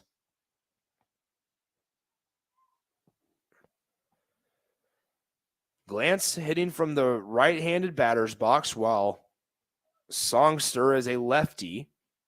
Grago dancing around at second. Now Songster delivers. This one hit well out to right field. The right fielder tracking it down is under it, and he hauls it in. Great catch and pursuit by Eli Small in right field for Elkhorn South. And so at the end of the 4th inning, we are all tied up once again at 3-3. Elkhorn South and Bellevue West heading to the top of the 5th inning. Due up for Elkhorn South in the visiting half of the 5th. It'll be 3, 4, and 5. Cole Eaton, Eli Small, and Carson Ronner coming up in a moment on 93.7 The Ticket and theticketfm.com. Hi, everyone. Kendall Warnock, A1 Automotive in downtown Lincoln. Spring is here. Summer is fast approaching. With weddings, vacations, and weekend getaways on your mind, do not let car issues prevent you from getting where you need to be. Car problems shouldn't be something that you put up with. Let us get you back on the road in comfort and safety. We diagnose all makes and models from Porsches to Hondas, Toyotas, and Chevrolets. We fix a variety of issues with all of them with our talented techs and our experienced staff. A1 Automotive at 11th and L, downtown Lincoln, always honest answers. Whether you're looking for a new place to call home or trying to sell your current home, you want to make it as easy as possible. So why not use a realtor that works harder so you don't have to? The Carpe Diem team at Nebraska Realty is your go-to realty team for all your residential and commercial needs. They pride themselves on working hard and making your life as easy as possible while educating you every step of the way. Contact the Carpe Diem team to seize your moment, whether it be buying, selling, building, investing, or even commercial real estate. Give them a call today at 402-429-8121. Nick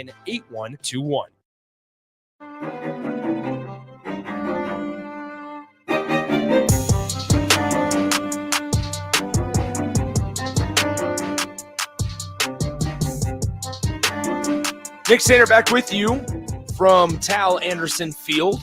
Cole Eaton will be the first one up to bat for Elkhorn South here in the top of the 5th. We're all tied up at 3 between Elkhorn South and Bellevue West, and it's a leadoff single for Cole Eaton into left field. So nice job by Eaton, who has a single and a triple now tonight after he tripled back in the 3rd. In fact, Eaton has now throughout the weekend, back on last Friday, Eaton singled and tripled in their win against Papillion La Vista South. However, last night, he went 0 for 3. Here tonight, he is currently 2 for 3 with a single and a triple with a fielder's choice. Now, Eaton stealing second, and he's in there in time. It was a ball to the 4-hitter, Eli Small. So Cole Eaton steals second base, and he is now in scoring position with nobody out here in the top of the 5th inning.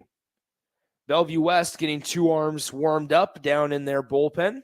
Nobody working in the bullpen for Elkhorn South yet. Eli Small up to bat. Small, the right fielder, had a great catch to end the 4th inning. He takes ball 2 down in the zone, or down in the dirt rather, 2-0.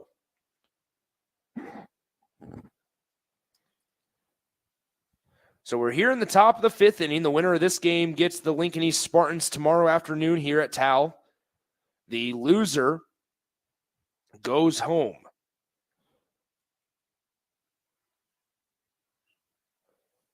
So Eli Small at the plate has a 2-0 count from Nick Riggs. Riggs, the lefty, working on the lefty hitter, and he hits the outside corner. Strike one.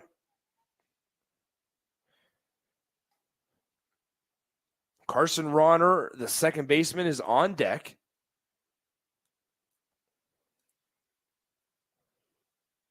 Rauner in this game had a single back in the second, then a fly out to left field in the third. The 2-1 pitch to Eli Small. Swung on and missed. And we're all evened up at 2 balls and 2 strikes.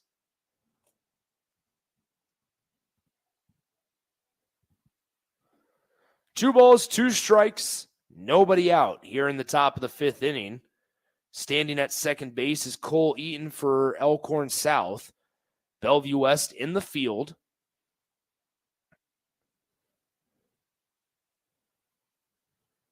The 2-2 pitch from Riggs. Swung on, hammered out left field.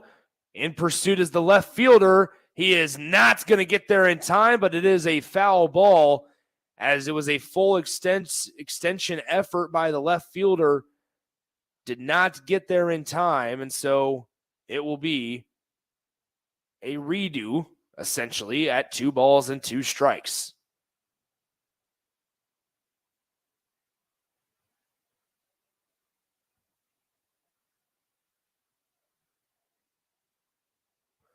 So 2 balls, 2 strikes, nobody out here, still in the top of the 5th inning. Game's been played pretty evenly, 3 runs apiece, 6 hits apiece, and 1 error apiece for each side. 3-3, Elkhorn South with the sticks. The pitch, it's going to be grounded and chopped to first base, and eventually the first baseman Pitzer will just let that one roll foul, forcing Eli Small to jog on back to home plate, as well as Eaton back to second base, as they'll redo it.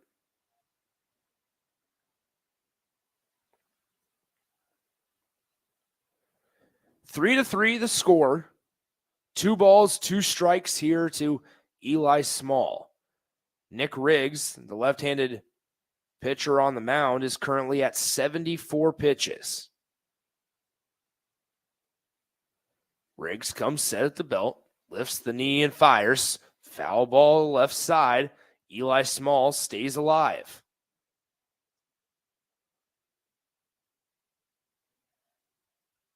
This will be the 8th pitch of the at-bat for Eli Small.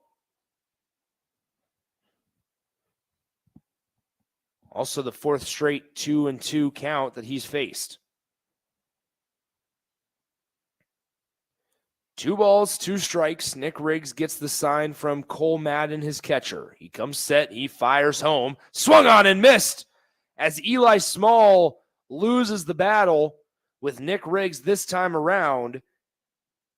And Small will strike out swinging for the first out of the 5th inning. Brings up Carson Rauner. Rauner, the second baseman. Rauner singled back in the second and then flew out to left field in the third. So he's 1 for 2 today. Rauner versus Riggs. Riggs on the mound for Bellevue West. He throws and he misses high and away for ball 1.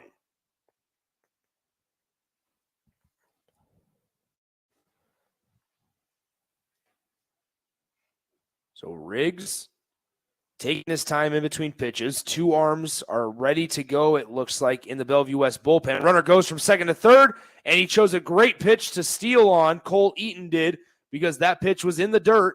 It was off speed, in the dirt, blocked by Cole Madden, but he wasn't able to pop up in time to make a throw to third base. So now the infield will come in with 1 out here in the top of the 5th inning and a 2-0 count to the 5-hitter, Carson Rauner, with Cole Eaton at third base after he stole second and now stole third. The 2-0 pitch swung on and missed by Rauner. 2 balls, 1 strike.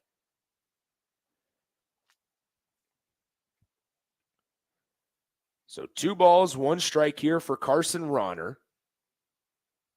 Nick Riggs on the mound. 3-3 the score between Elkhorn South and Bellevue West. Nick Sainer coming at you from Tal Anderson Field in Omaha. Here's the 2-1 pitch. Up and away, ball 3. Once again, tomorrow we'll have at least 2 games on the ticket. We'll have one at 10 a.m. for sure and one at 4 p.m. for sure.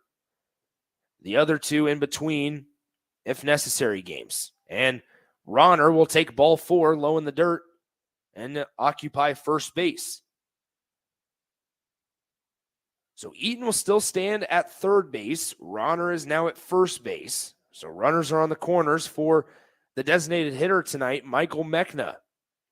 But before Mechna will see a pitch, we'll go ahead and have Jason Shockey come out and talk to Nick Riggs. This might be the end of the road for Riggs, who has 81 pitches tonight. So Shockey talking things over. While he does, we'll take a 30-second breather right here, 93.7 The Ticket. Hey, it's Nicklin Hames from Nebraska Volleyball. I hate wasting time in practice, and I want to help you stop wasting your time when you're looking for an electrician. High Electric has been serving the area for over 30 years for both residential and commercial properties. They are experts in everything like remodeling, new additions, hot tub installation, and more. And they take jobs from Beatrice to Omaha and all towns, big or small, in between. Call them today at 402-466-6606 or learn more at high-electric.com.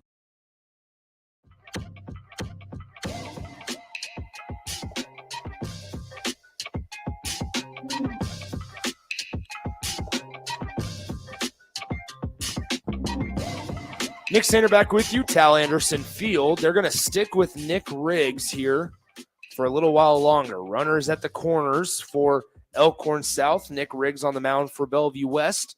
And stepping into the plate, up to the plate, Michael Mechna, the designated hitter. Mechna singled in the 4th, and now here he is in the top of the 5th.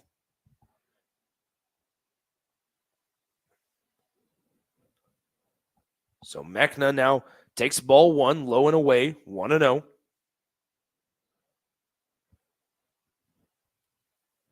Beautiful night at the ballpark. Wind is absolutely perfect. There's little to no wind, I should say. The 1-0 pitch, inside corner, called strike, 1-1.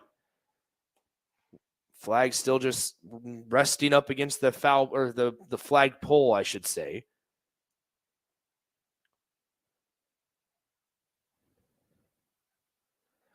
Super cool scene when I got here a little after 2:15. I'll tell you about it in a moment as the 1-1 pitch from Nick Riggs is in the dirt, ball 2. I pulled into the parking lot here at the UNO complex because, as I've mentioned, the softball field is directly behind me and approximately probably 40 yards from the baseball facility. But the UNO softball team getting ready to play in regionals. They won the Summit League in softball, so cool situation for them as they were getting ready to head out for their regional. The 2-1 pitch is swung on by Mechna and makes it 2 balls and 2 strikes to the 6th hitter in the lineup, Michael Mechna. You look out into right field, and UNO baseball won the Summit League in 2019. As Mechna swings and misses, the runner goes from first to second, so the throw will be completed at first. Although technically he did not have to throw it to first because the runner was occupying first base. But nonetheless, they do get the runner, Elkhorn South does, over to second. And there are now 2 outs here in the top of the 5th inning. So a strikeout swinging for Mechna for out number 2. Ronner does advance, doesn't get credited for the stolen base, but just advances. And so runners on second and third with 2 outs here in the top of the 5th inning. Kobe Eichmeyer takes strike 1 on the inner half, 0-1. But you look out here, and UNO's baseball team made a regional in 2019. They won the Summit League in 2019 as well. So couple cool areas here at this facility. The 0-1 pitch, they're going to say that Eichmeyer went around on the swing, so no balls, 2 strikes to the 7-hitter, the shortstop for Elkhorn South. Bellevue West fans on their feet, although unfortunately you can't hear it here at Tal Anderson Field, but trying to clap Nick Riggs to the final out in the 5th inning. The 0-2 pitch swung on, chopped to third, fielded by Glantz, thrown across the diamond in time for out number 3, and Nick Glantz firing up his teammates as he walks off the pitcher's mound. And Elkhorn South is going to look back at that top of the 5th in disappointment as they come up empty. They had runners in scoring position with nobody out and unable to do anything with it. And we go to the bottom of the 5th tied at 3 runs apiece. Due up for Bellevue West in the home half of the 5th, it's the 3-4-5 hitters, Jeffis, Riggs, and Hosick, all due up for Bellevue West as we're tied heading to the bottom of the 5th inning here in Omaha. It's 93.7 The Ticket.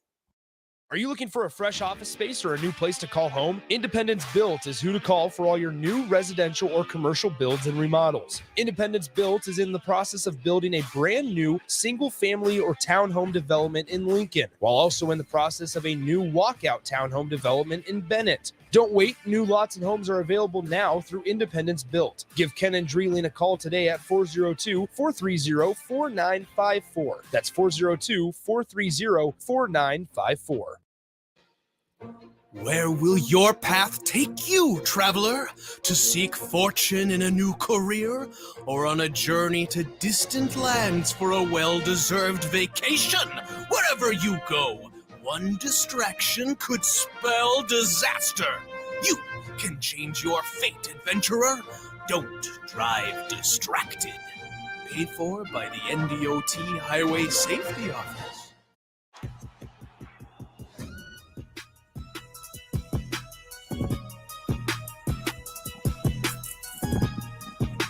We head to the bottom of the 5th inning, and there have been very few quick innings here in this one. I'm pretty sure on Friday we had finished a game in less than an hour and 40 minutes, and here we are. The pace of play a little slower in this one as we reach the bottom of the 5th inning. That's no big. You got nothing better to do on a Tuesday night, as the first pitch from Songster is going to miss the zone 1-0. Not really sure where that one missed. It looked like it was pretty close to right down the middle, but 1-0 here as swing and a miss by Tyler Jeffis. And it'll be evened up at 1 ball and 1 strike. So one thing that I've noticed that they're doing, especially here in the state tournament, is, they are checking every single ball to make sure there's no scuffs on them, make sure nothing happened to seams, things like that, because that home plate umpire took it and quickly put it back into his pocket after he checked it. 1 ball, 1 strike. Here's the pitch as it's fouled down the third base line. Foul ball, 1-2.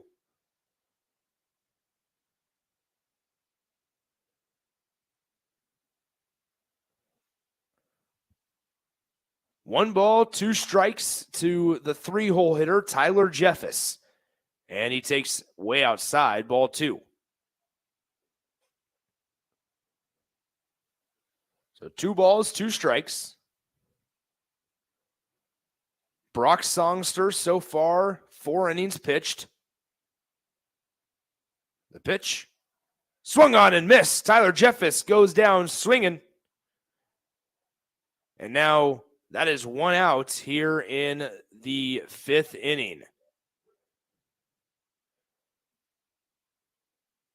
Cal Cooper is warming up in the Elkhorn South bullpen. So I would expect the leash to be towards the end for Songster as he pitches here and throws ball 1 up in the zone, 1-0. Nick Riggs, the pitcher, up to bat, hitting clean up today. This one now hit out to right field. It'll drop for a base hit as Nick Riggs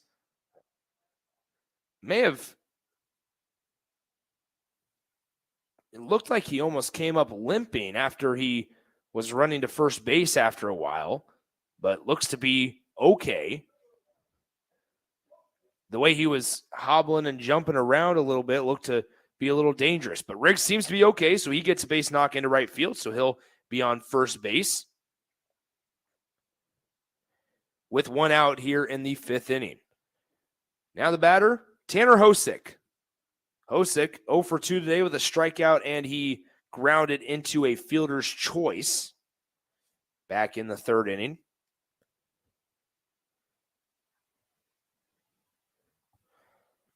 Songster picks over at first.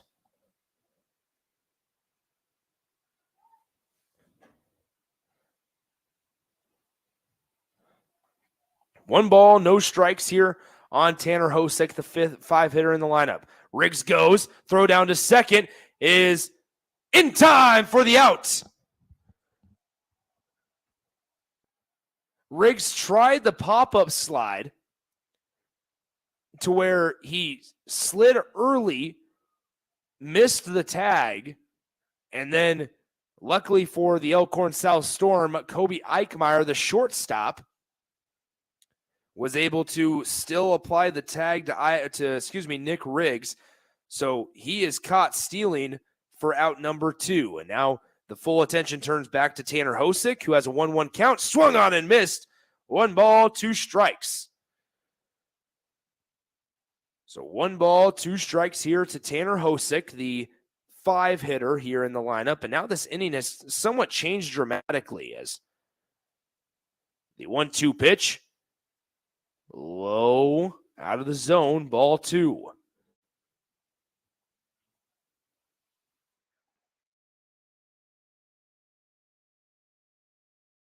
So 2 balls, 2 strikes. Pitch inside, and they're going to say it hit him. They're going to say it hit Tanner Hosick. So now Hosick will be at first base after the hit by pitch. And so Johnny Barrientos, the designated hitter who is 0 for 2 today, is going to come up to the plate. A righty on lefty matchup. The pitcher, the lefty in this situation. Barrientos 0 for 2, grounded out to third and struck out. This one swung on and missed for strike 1, 0-1.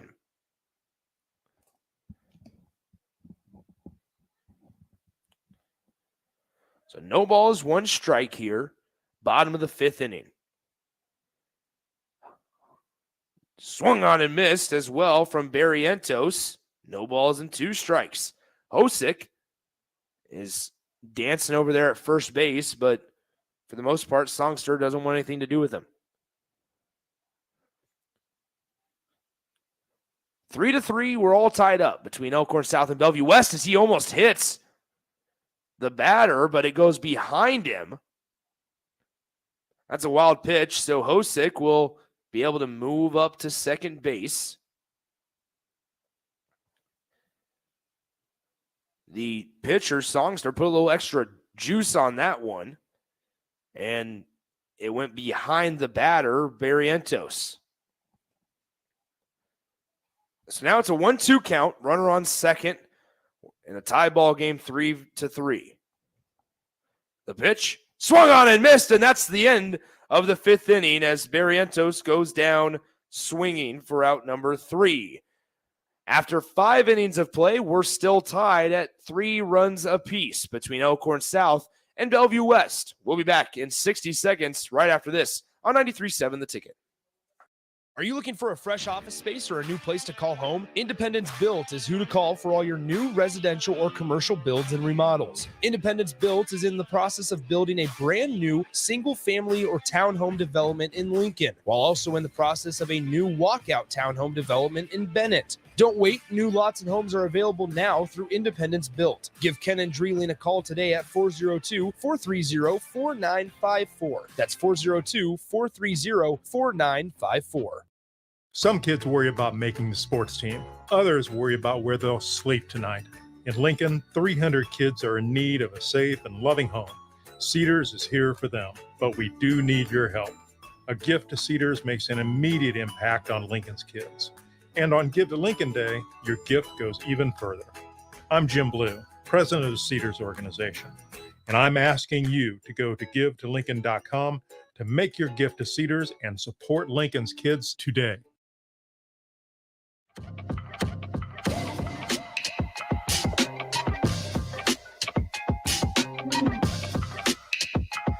Nick Sander back with you from Tal Anderson Field in Omaha. It's been a good one here in the nightcap in our second game of the day.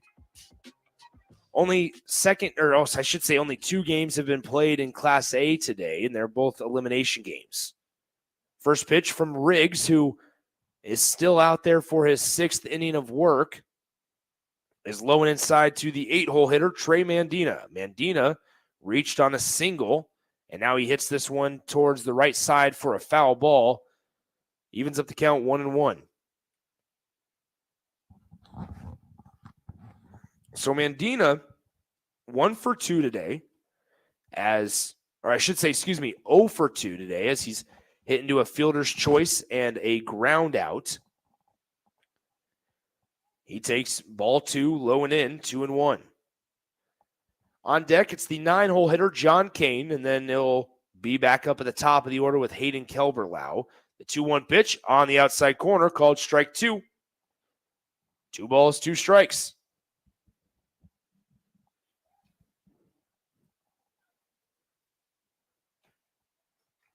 So 2 balls, 2 strikes to the 8-hole Trey Mandina. Up and away, ball 3. Nick Riggs seems to, one thing he's done throughout the duration of this game has been struggle in the early parts of the inning, whether that's giving up a walk or a leadoff single, as 3-2 pitch is going to be hit up the middle for a leadoff single by Trey Mandina. But as I was saying, he struggled in that situation, but then once runners get to second or third and there's a situation of 1 or 2 outs in the inning, it's go time for Nick Riggs. An arm is getting loose in the Bellevue West bullpen.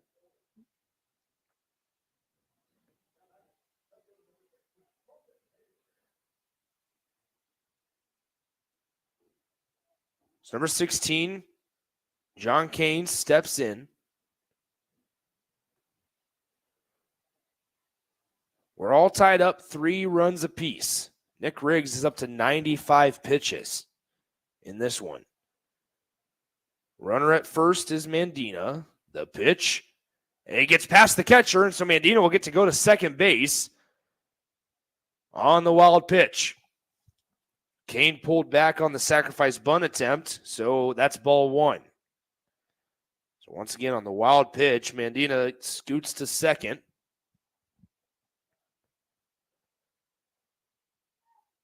I wouldn't be surprised here to see a new pitcher for Elkhorn South in the bottom half of the 6th inning as well.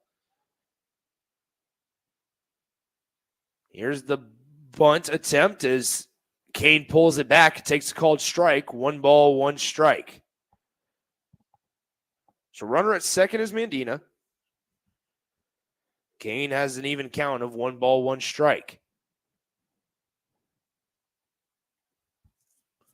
The winner of this game faces Lincoln East tomorrow afternoon at 4 p.m., and Coach Lanik for the Spartans is currently sitting in the 6th row behind home plate as the throw to third base is not in time. And so I should say Kane bunted it right in front of home plate. The catcher, Cole Madden, tried to go to third. It's not a force out. The throw was high, and sliding in safely was Trey Mandina. So now Jason Shockey's going to talk things over, and it looks like that will be the end of the road for Nick Riggs. So Riggs finishes with 5 innings of work. He finishes with 98 pitches, and he ends this one, or I should say he leaves this one with a 3-3 tie on the scoreboard. He will be responsible for the runners at first and third, but Bellevue West is switching arms, and we'll tell you about the new one when we come back here in a few minutes, right here on 93.7 The Ticket. Where will your path take you, traveler? To seek fortune in a new career, or on a journey to distant lands for a well-deserved vacation? Wherever you go, one distraction could spell disaster. You can change your fate, adventurer. Don't drive distracted. Paid for by the NDOT Highway Safety Office. Hi everyone, Kendall Warnock, A1 Automotive in downtown Lincoln. Spring is here. Summer is fast approaching. With weddings, vacations, and weekend getaways on your mind, do not let car issues prevent you from getting where you need to be. Car problems shouldn't be something that you put up with. Let us get you back on the road in comfort and safety. We diagnose all makes and models from Porsches to Hondas, Toyotas, and Chevrolets. We fix a variety of issues with all of them with our talented techs and our experienced staff. A1 Automotive at 11th and L, downtown Lincoln, always honest answers. Big box stores are tempting for buying equipment for your high schooler in sports or for yourself in your sports leisures. But buying new is awfully expensive. Why not go somewhere with new and used options? Play It Again Sports has quality, slightly to gently used equipment, and 50% of their inventory is actually new equipment. And it's more than baseball, softball, and golf. They also have equipment for disc golf, fitness, hockey, and more. Plus, they're always buying products. Bring your gear you're done with and get trade money on the spot. Play It Again Sports at 48th and Vine. Spring is here and it's time to get those seeds in the ground. There's no time for delays if your equipment needs a new part. That's why Acres stocks thousands of premium John Deere parts for all your ag machines, planters, sprayers, and tractors. Acres has what you need now. Now, the team of John Deere certified technicians, Acres will diagnose and repair your equipment quickly. Visit acres.com to find your closest location. Our team of parts and service professionals are dedicated to keeping you operating at full capacity. Acres, solutions for every field.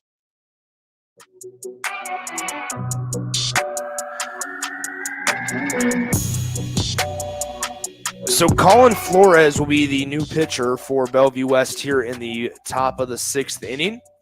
He'll face the top of the order, Hayden Kelberlau. Throws ball one up high, 1-0. So Flores on the year has a 2-1 record with a 2.13 ERA.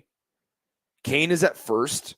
Mandina's at third. Kane will go on the ball in the dirt. Great read at first base by John Kane, and he will now get to second base on the wild pitch. Staying put at third is Mandina. So therefore, runners are now at second and third, nobody out, and Bellevue West is faced with another tall task of having to work out of a jam. Nick Riggs did that for the last 3 or 4 innings, did so successfully, but here's Colin Flores on the bump now. The pitch swung on and missed. 2 balls and 1 strike.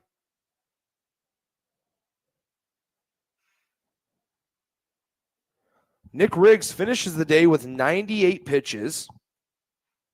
Finishes with a 5 innings pitched, 3 runs allowed, 7 hits given up. And he is responsible for Mandina and Kane at second and third. Here's the 2-1 pitch. Right down Broadway. 2 balls, 2 strikes.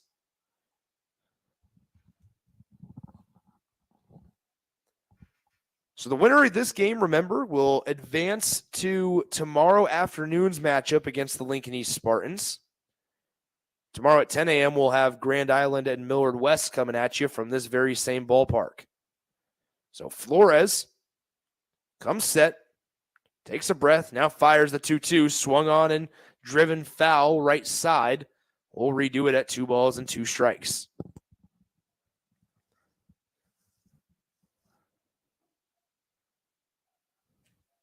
I had never been able to see Baxter Arena up until tonight. It's a really cool venue. Sitting over right field here at Tao. The 2-2 pitch from Flores. Low and inside, ball 3. And now if Flores with Kelberlau, you want to deal with Kelberlau. You don't want to walk him for Alex Thomas, the 2-hole hitter tomorrow, to have the bases loaded. Thomas had an RBI single back in the third. Then came around to score. Flores on the full count pitch, way outside. Great body behind the dish by Cole Madden as that pitch bounced about 4 feet in front of home plate, and Madden was able to get a chest protector on it to just salvage it from going to the backstop and scoring a run. So Flores comes in and walks the leadoff hitter, Kelberlau. So Kelberlau is now at first base, bringing up Alex Thomas, the first baseman. He grounded into a fielder's choice in the first inning, and he singled in the third. He also struck out looking back in the fourth inning to end that fourth inning. So bases are loaded. Kelberlau's at first, Kane's at second, and Mandina's at third. Alex Thomas, the 2-hole, with Cole Eaton on deck, is up to plate. The first pitch, the at-bat, low in the dirt. Ball 1. You do not want to bring Cole Eaton up to the plate with nobody out in the inning. He has a single and a triple tonight, and he's sitting there on deck. The 1-0 pitch here to Alex Thomas. Lifts the leg, delivers, and that's outside corner, called for a strike, 1-1. We're approaching 9 p.m. here. This game got started at 6:59 p.m. So a little over an hour and 50 minutes of game time. Hour and 54 minutes to be exact so far. The pitch from Flores, swung on, driven through the right side into right field. That will score one for sure. And now the second one coming around third. He'll slide in safely, and the runner advances from first to third. And how about that big clutch at bat from Alex Thomas as he drives in the go-ahead runs, and Elkhorn South leads 5-3. So both Mandina and Kane score from third and second base. And then the runner at first, Kelberlau, advances from first to third on the base knock, the 2 RBI base knock from Alex Thomas. And now with nobody out here in the top of the 6th inning, Bellevue West has to deal with a 3-hole, Cole Eaton, who has singled and tripled tonight. He's also hit into a fielder's choice, but that was back in the first inning. He takes strike 1 on the outer half, looking 0-1. So a 2 RBI single for Alex Thomas. He is now 2 for 4 tonight is Thomas. Cole Eaton up to the plate. No balls, 1 strike to Eaton. And that one's going to be high for a ball, 1-1.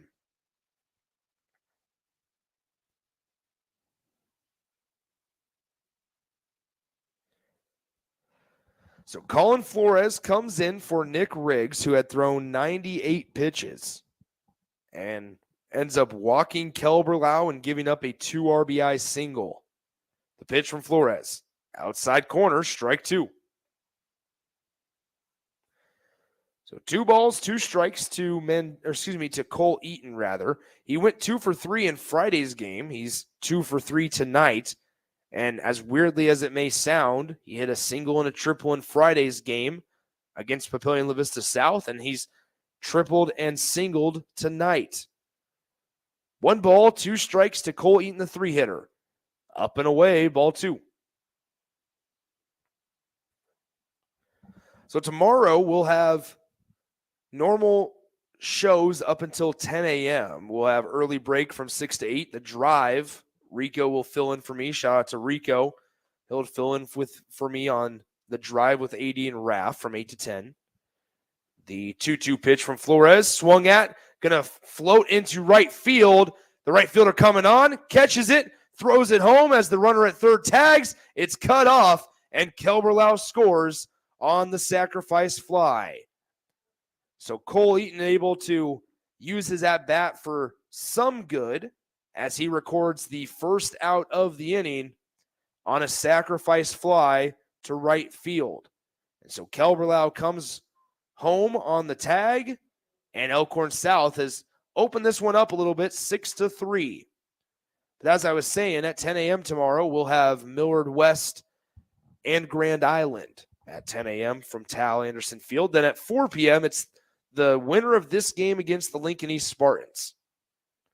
6-3 the score. Elkhorn South out in front by 3. Now this one is going to be fouled off to the left by Eli Small. Small in today's game, 1 for 3. He grounded out back in the first. He singled in the third and struck out swinging last inning in the fifth.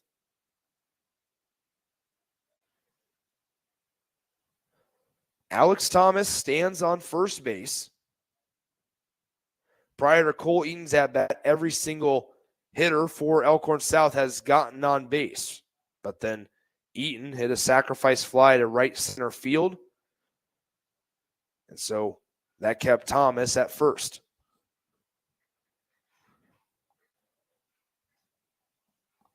Six to 3 the score between Elkhorn South and Bellevue West. Elkhorn South with the lead.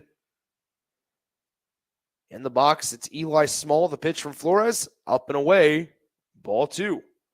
Just one out here in the top of the 6th inning.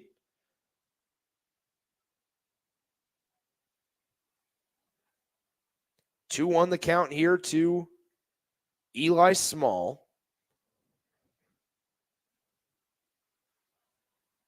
Small, the starting right fielder here for Elkhorn South, as the runner goes, swung on and missed. The throw down to second, not in time as it rolls into center field. So Alex Thomas steals second base successfully. However, the hitter Small did swing and miss. So now the count is 2 balls and 2 strikes. So 2 balls and 2 strikes to Eli Small, the right fielder. It also could have been a design to just kind of distract the catcher or throw off his movement when the batter swings. So Colin Flores comes set, looks back the runner at second, now delivers home. It's up and away for a ball, 3 balls, 2 strikes.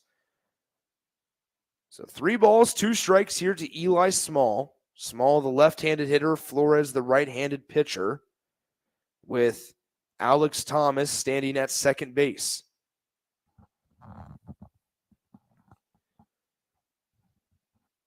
Here's the pitch from Flores. Swung on. It is a drop third strike, so they'll have to throw it to first to complete the play, and they do so for out number 2 in the inning. On the strikeout, though, on the drop third strike, Thomas does advance to third base, but with 2 outs in the inning, that will bring up Carson Ronner, and we'll have a brief mound visit, so we'll go ahead and step aside for a legal ID as well as a 30-second break right here on 93.7 The Ticket. This is Lincoln's home for sports talk on the FM dial. The home of Kansas City Royals baseball. KNTK FM Firth, 93.7 The Ticket. Are you looking for a fresh office space or a new place to call home? Independence Built is who to call for all your new residential or commercial builds and remodels. Independence Built is in the process of building a brand new single-family or townhome development in Lincoln, while also in the process of a new walkout townhome development in Bennett. Don't wait. New lots and homes are available now through Independence Built. Give Ken and Dreeling a call today at 402-430-4954. That's 402-430-4954. Bagels and Joe is the perfect place for breakfast or lunch in May. Try their pesto cream cheese on any breakfast sandwich. And try the Karma Latte, as 10% of proceeds from that drink will go to the Teammates Mentoring Program. 4 locations in Lincoln and 1 in Seward. Bagels and Joe. Action Plumbing, Heating, Air, and Electric is the call I make when I have a need for plumbing services. Whether it's for my home or office, if I need a repair to a water heater, softener, or even my garbage disposal, I know I can count on Action to help. In one simple call, their amazing customer service team promptly schedules a service call, often getting to my needs within a day. Action delivers honest, quality services we can count on. To learn more, visit actionlincoln.com. Hi, it's Charlie Stone again, and with me on the line, Andy Goodyear, General Manager of Honda of Lincoln. Andy, I know how proud you and everyone at the dealership are to earn the prestigious Honda President's Award year after year, 17 times. Tell our listeners what it means to you and your customers. Thanks, Charlie. Yeah, all of us are extremely proud to have earned this award, and I want all of our customers to know it's not just earned by one person's efforts. It's the entire dealership, sales, parts, and our amazing service department. 17 times. Wow. How does that compare to other Honda dealers? This award is only given to the most elite dealerships that demonstrate excellence. We really do strive to go above and beyond for the ultimate customer experience before and after the sale, Charlie. That's why for 2022, Honda of Lincoln is once again Nebraska's #1 volume Honda dealer. Come experience the Honda of Lincoln way of doing business, 27th and Yankee Hill Road, or online at hondaoflincoln.com.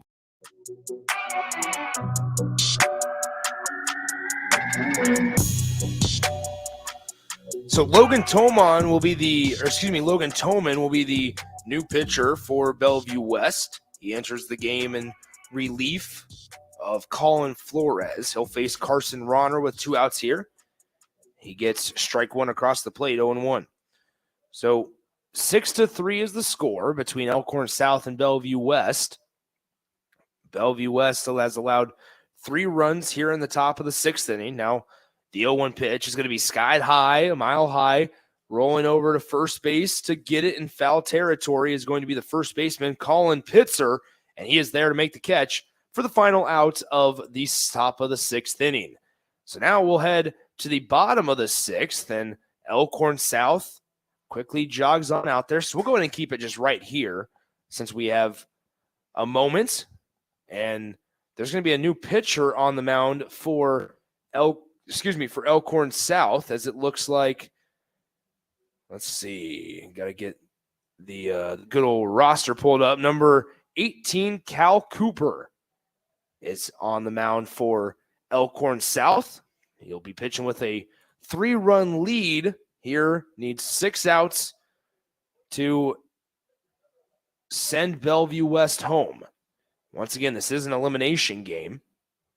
And so with this being an elimination game, obviously the winner stays alive and plays tomorrow at 4 p.m. The loser goes home. Cooper's pitch, low and away, ball 1. So here to start the bottom of the 6th inning, Bellevue West is going to send up hitters 7, 8, and 9 to the plate as Caden Allred takes strike 1. 1 ball, 1 strike to Caden Allred. We have past the 9 o'clock hour. Appreciate you guys staying up later. The 1-1 pitch swung on and missed. 1 ball, 2 strikes. It's been a exciting couple of days of baseball. Tomorrow will be my final day calling some high school baseball. I'll be heading out of town on Thursday. As the 1-2 pitch swung on and missed for strike 3, and Allred goes down swinging for his 3rd strikeout tonight. You want to talk about a frustrating night and potentially the end of the season for Allred. An 0-for-3 night with 3 strikeouts. And to this point, 9, 10 Bellevue West players have struck out.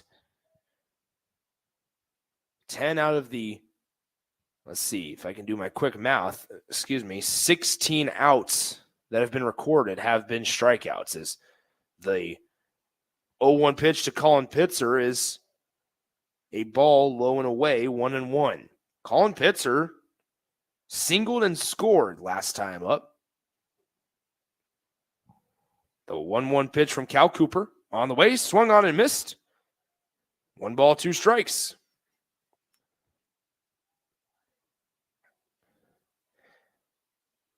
This is so far the quickest inning for either side today, as Cal Cooper's pitch on the 1-2 count is just a hair outside. 2 balls, 2 strikes.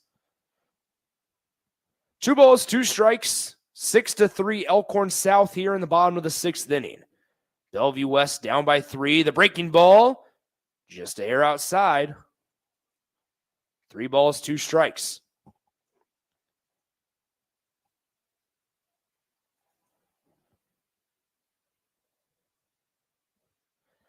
Three balls, 2 strikes, 1 out here. And that's strike 3 as the home plate umpire rings up Colin Pitzer on a fastball on the outside corner. He goes down looking for out number 2. And that brings Jackson Steele up to the plate Steele walked back in the fourth and grounded out in the second.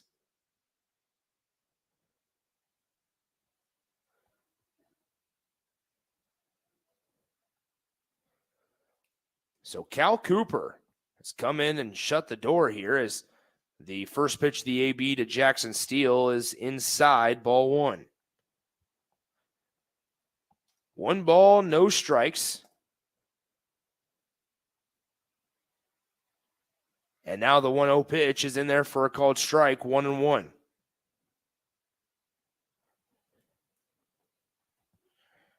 One ball, one strike here in the bottom of the sixth inning. The pitch, low and inside, ball two.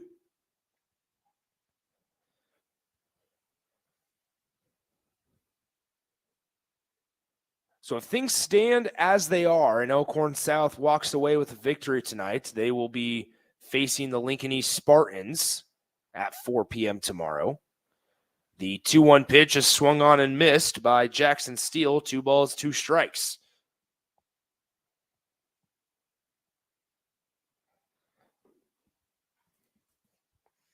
Two balls, 2 strikes, 2 outs. Here's the pitch. Swung on and missed.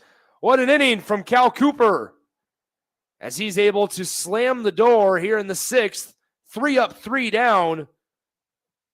And we head to the final inning here at Tal Anderson Field. Your score after 6 innings of play, Elkhorn South 6, Bellevue West 3. We'll head to break, and when we come back, Elkhorn South will send hitters 6, 7, and 8 up to the plate.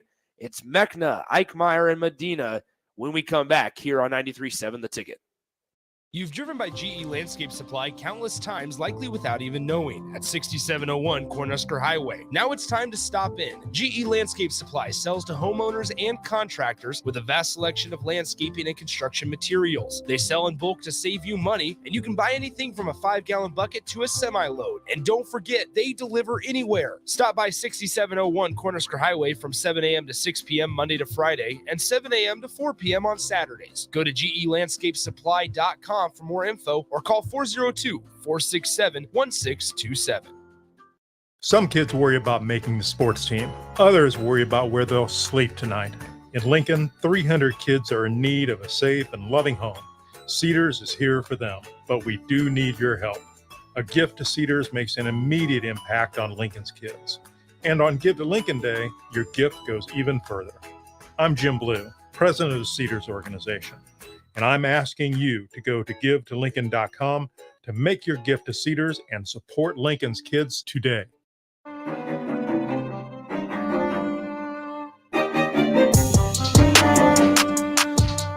So Logan Toman back out for another inning of work on the mound for Bellevue West as the first pitch is high and inside, ball 1, 1-0. Second one on the way, outside, 2-0. 2 balls, no strikes here. Logan Toman.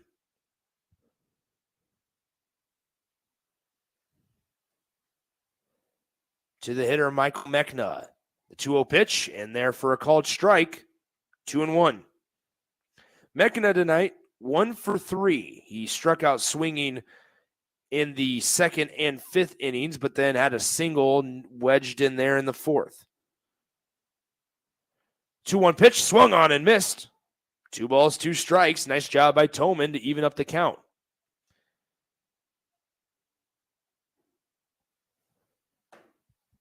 So 2 balls, 2 strikes, nobody out here in the seventh. The swing and a miss. And so nice job by Toman to come back from being down 2 balls and no strikes in the count to striking out Michael Mechna swinging.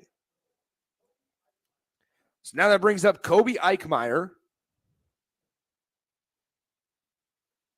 Eichmeyer, he grounded out to the third baseman back in the fifth inning and reached on a single back in the fourth. First pitch, the at-bat, low and outside, ball 1. Toman works pretty quickly as the 1-0 pitch is going to be grounded, left side foul.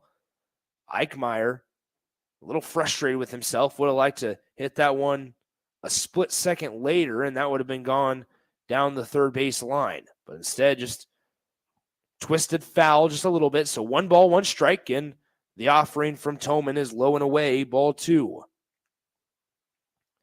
So Bellevue West will be down to their final 3 outs.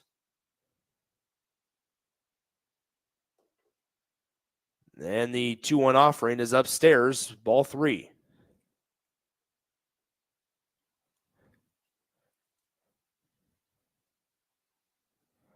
Three balls, 1 strike, and that's going to be ball 4 to Kobe Eichmeyer as he takes up and in, and he'll head over to first base. Elkhorn South leads this one 6-3 over Bellevue West. Eichmeyer is now at first base. Steps in Trey Mandina to the batter's box. Mandina, the right-handed hitter, facing the right-handed pitcher of Logan Toman. Tal Anderson Field, the site, as this is where I'll be tomorrow morning as well at 10 a.m. So Toman, the delivery, ground ball to shortstop. Grego throws across the diamond in time. What a play by Drew Grego.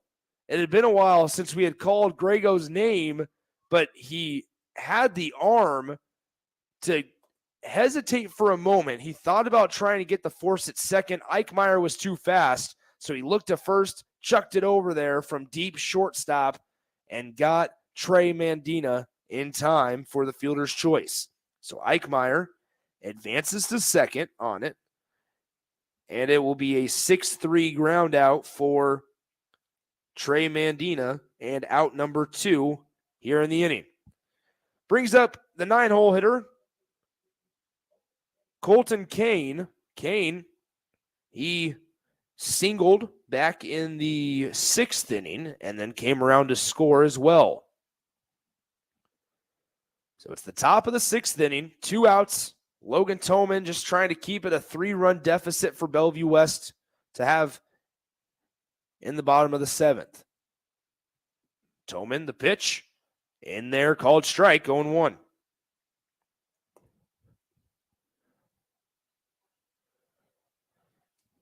Due up for Bellevue West in the in the bottom of the 7th, they'll have the top of their lineup due. So Grego and Glantz, the first 2 hitters. The 0-1 pitch in there, called strike 2, 0-2 to Colton Kane, the 9-hitter. So in the bottom half of the 7th for Bellevue West, it'll be Drew Grego, Nick Glantz, and Tyler Jeffus. But first, got to get out of this one as there's a runner on second. No balls, 2 strikes to the 9-hole hitter. Upstairs, ball 1. 1 ball, 2 strikes. Score is 6-3 in favor of Elkhorn South. Runner on second is Kobe Eichmeyer. Colton Kane in the box. Runner goes, and Eichmeyer is going to slide in safely to third. And just like that, on the pitch, that was ball 2. The count is now 2 balls, 2 strikes to Colton Kane, the 9-hole hitter. And Eichmeyer is at third. He can score on a wild pitch. 2 balls, 2 strikes. Logan Toman, the pitch, hits him. He drills Colton Kane. And so Colton Kane will now waltz on over to first base. And Elkhorn South has runners on the corners with 2 outs here in the top of the 7th inning. Brings up the top of the order, Hayden Kelberlau. Kelberlau walked in the 1st and 6th innings, and he also singled in the 4th. He came around to score back in the 6th inning as part of that 3-run 6th inning that Elkhorn South had. Here he is in the top of the 7th with 2 runners on and 2 outs. So the pitch, low and outside, hits the corner. 0-1.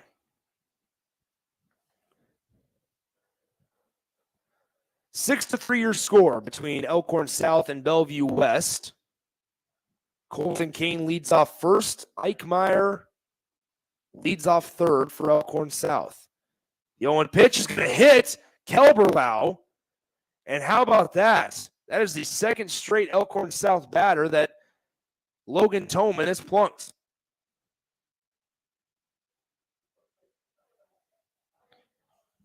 So the hit by pitch brings up a batter in Alex Thomas that last time he was up had a 2 RBI single to right field. Bases loaded, 2 outs, and a slider in the dirt goes for ball 1. So Alex Thomas, he has grounded into a fielder's choice. He singled twice, and he struck out looking tonight. One of those singles resulted in a 2 RBI result. And now he takes ball 2 out and up, 2-0.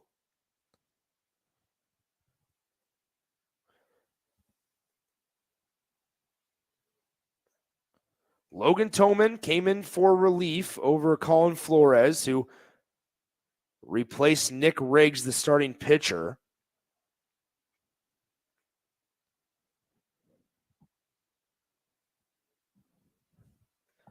So now, after a foul ball on 2-0, it's now 2 balls, 1 strike here to Alex Thomas.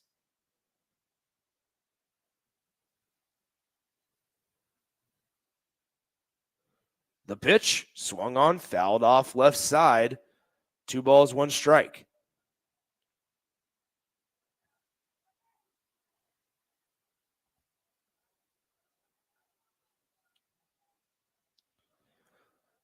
So 2 balls, 1 strike here for, 2 balls, 2 strikes rather, for Alex Thomas at the plate.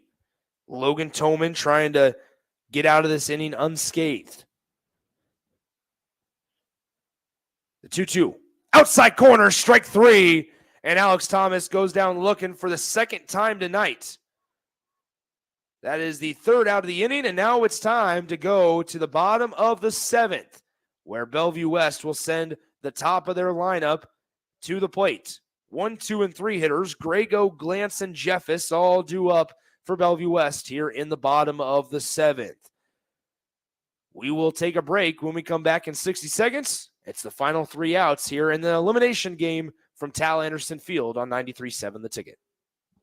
The Butchery by Venue is Lincoln's premier specialty grocers. Take the quality of Venue home with you with our hand-cut steaks, handcrafted burgers, and locally sourced offerings. Browse our wide selection of specialty products designed to enhance your dining experiences with cheeses, spices, sauces, and more. We also have an exclusive collection of liquors, whiskeys, and bourbons at prices you're sure to love. Stop in to the Butchery by Venue today, located in our Venue at Home storefront at 70th and Pioneers, just 2 doors down from Venue Restaurant and Lounge.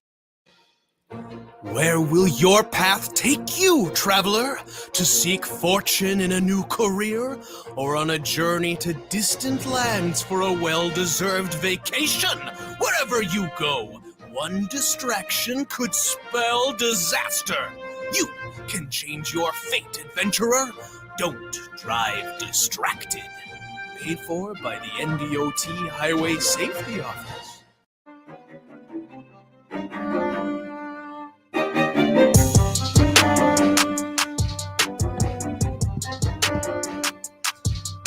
So leading off the bottom of the 7th inning for Bellevue West will be the leadoff hitter, Drew Grego. Grego watches ball 1, low and outside, 1-0.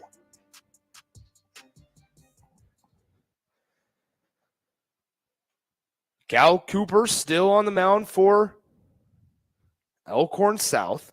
The lefty fires at home, and it goes in the dirt, ball 2.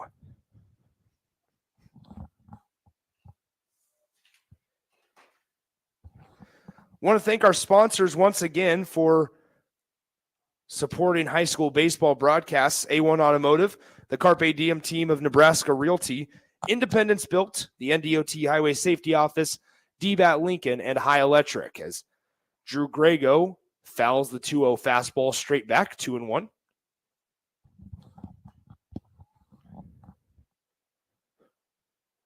Two balls, 1 strike. The pitch in the dirt, 3-1.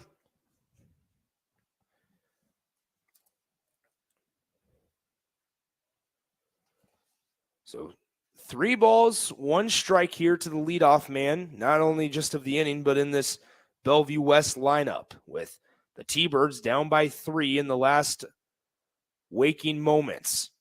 Swing and a miss for Grego. And we're all full at 3 balls and 2 strikes.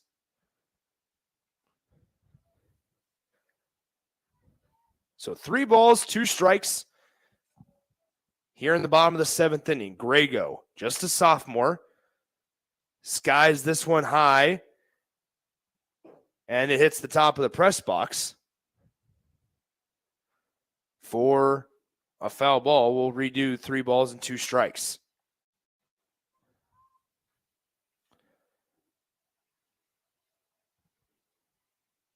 The pitch, fouled back once again, hits the press box, comes back into the stands, and we'll replay 3 balls, 2 strikes.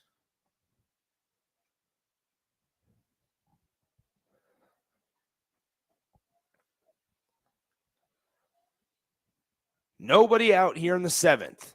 And once again, another foul ball straight back. Grego fighting with all he can here in what could be his final at bat for his sophomore year. So Grego steps in, 3-2 count, facing Cal Cooper, the left-handed pitcher. The pitch, swing and a miss. Grego strikes out swinging for the first out in the bottom of the 7th. And so now it's Nick Glance's turn to see if he can get something going here in the bottom of the 7th. 1 out after Grego strikes out swinging.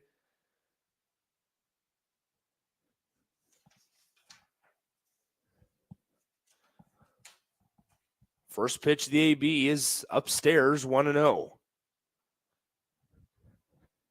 So Nick Glantz had himself a pretty good day. He takes ball 2 as that one was spiked about 5 feet out in front of home plate. 2-0.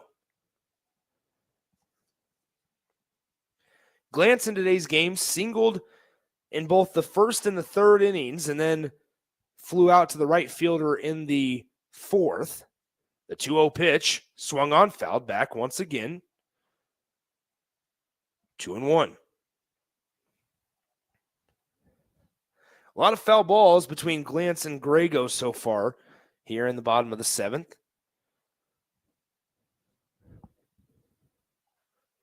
The pitch, inside corner, called strike 2. 2 balls, 2 strikes, with Elkhorn South up 6-3. So 2 balls, 2 strikes. Cooper from the windup. Glantz in the play in the box. Watches a curveball in the dirt. 3 balls, 2 strikes. The second straight full count that a Bellevue West hitter has worked. Tyler Jeffis, the right fielder, is currently in the on-deck spot. The pitch, line to second base, fielded on the hop, thrown to first in time. That was well hit by Nick Glantz, just unfortunately right at the second baseman, Carson Ronner for Elkhorn South. And it's 4-3 on the putout. And that brings up the Bellevue West's final chance in Tyler Jeffis, the right fielder. He is 2 for 3 today. He struck out swinging back in the 5th, but in the 1st and the 3rd, he singled. And he takes ball 1 outside, 1-0.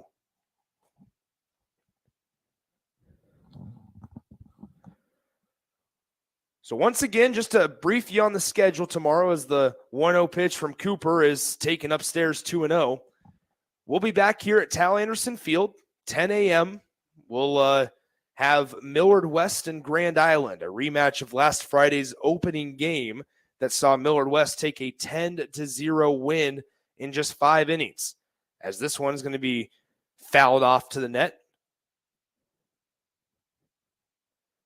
2 balls, 1 strike. And then if Grand Island is able to pull off an upset, we'll have an if necessary game of 2 teams with 1 loss and an elimination game immediately after that one. But if not, as the count is now evened up at 2-2, but if Millard West does prevail in that first 10 a.m. game, then we will take a little bit of a pause and play at 4 p.m. between Lincoln East and what we expect to be Elkhorn South if they can get it done. Same rules apply. If Elkhorn South can beat the Spartans in the first game, then we'll play an if necessary game immediately following that one. The 2-2 hit well to left field. It's going to be shallow left field.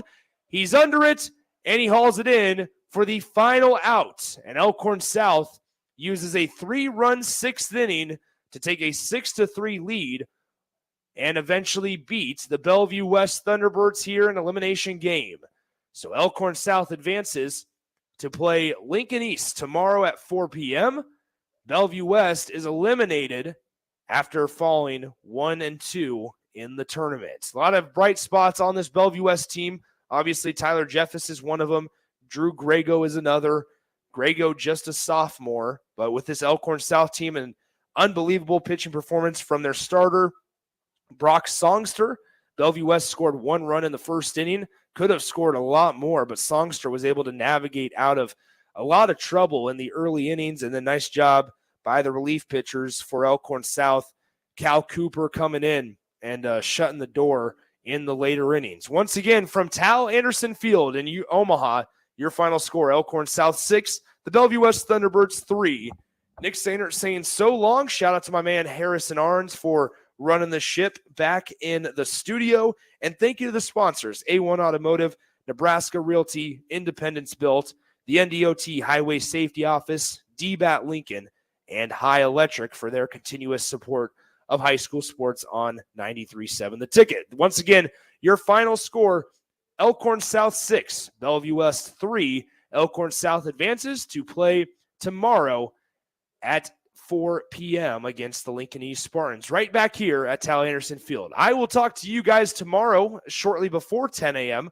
from Omaha, because we'll have Millard West and Grand Island coming at you at 10 a.m. right here on The Ticket.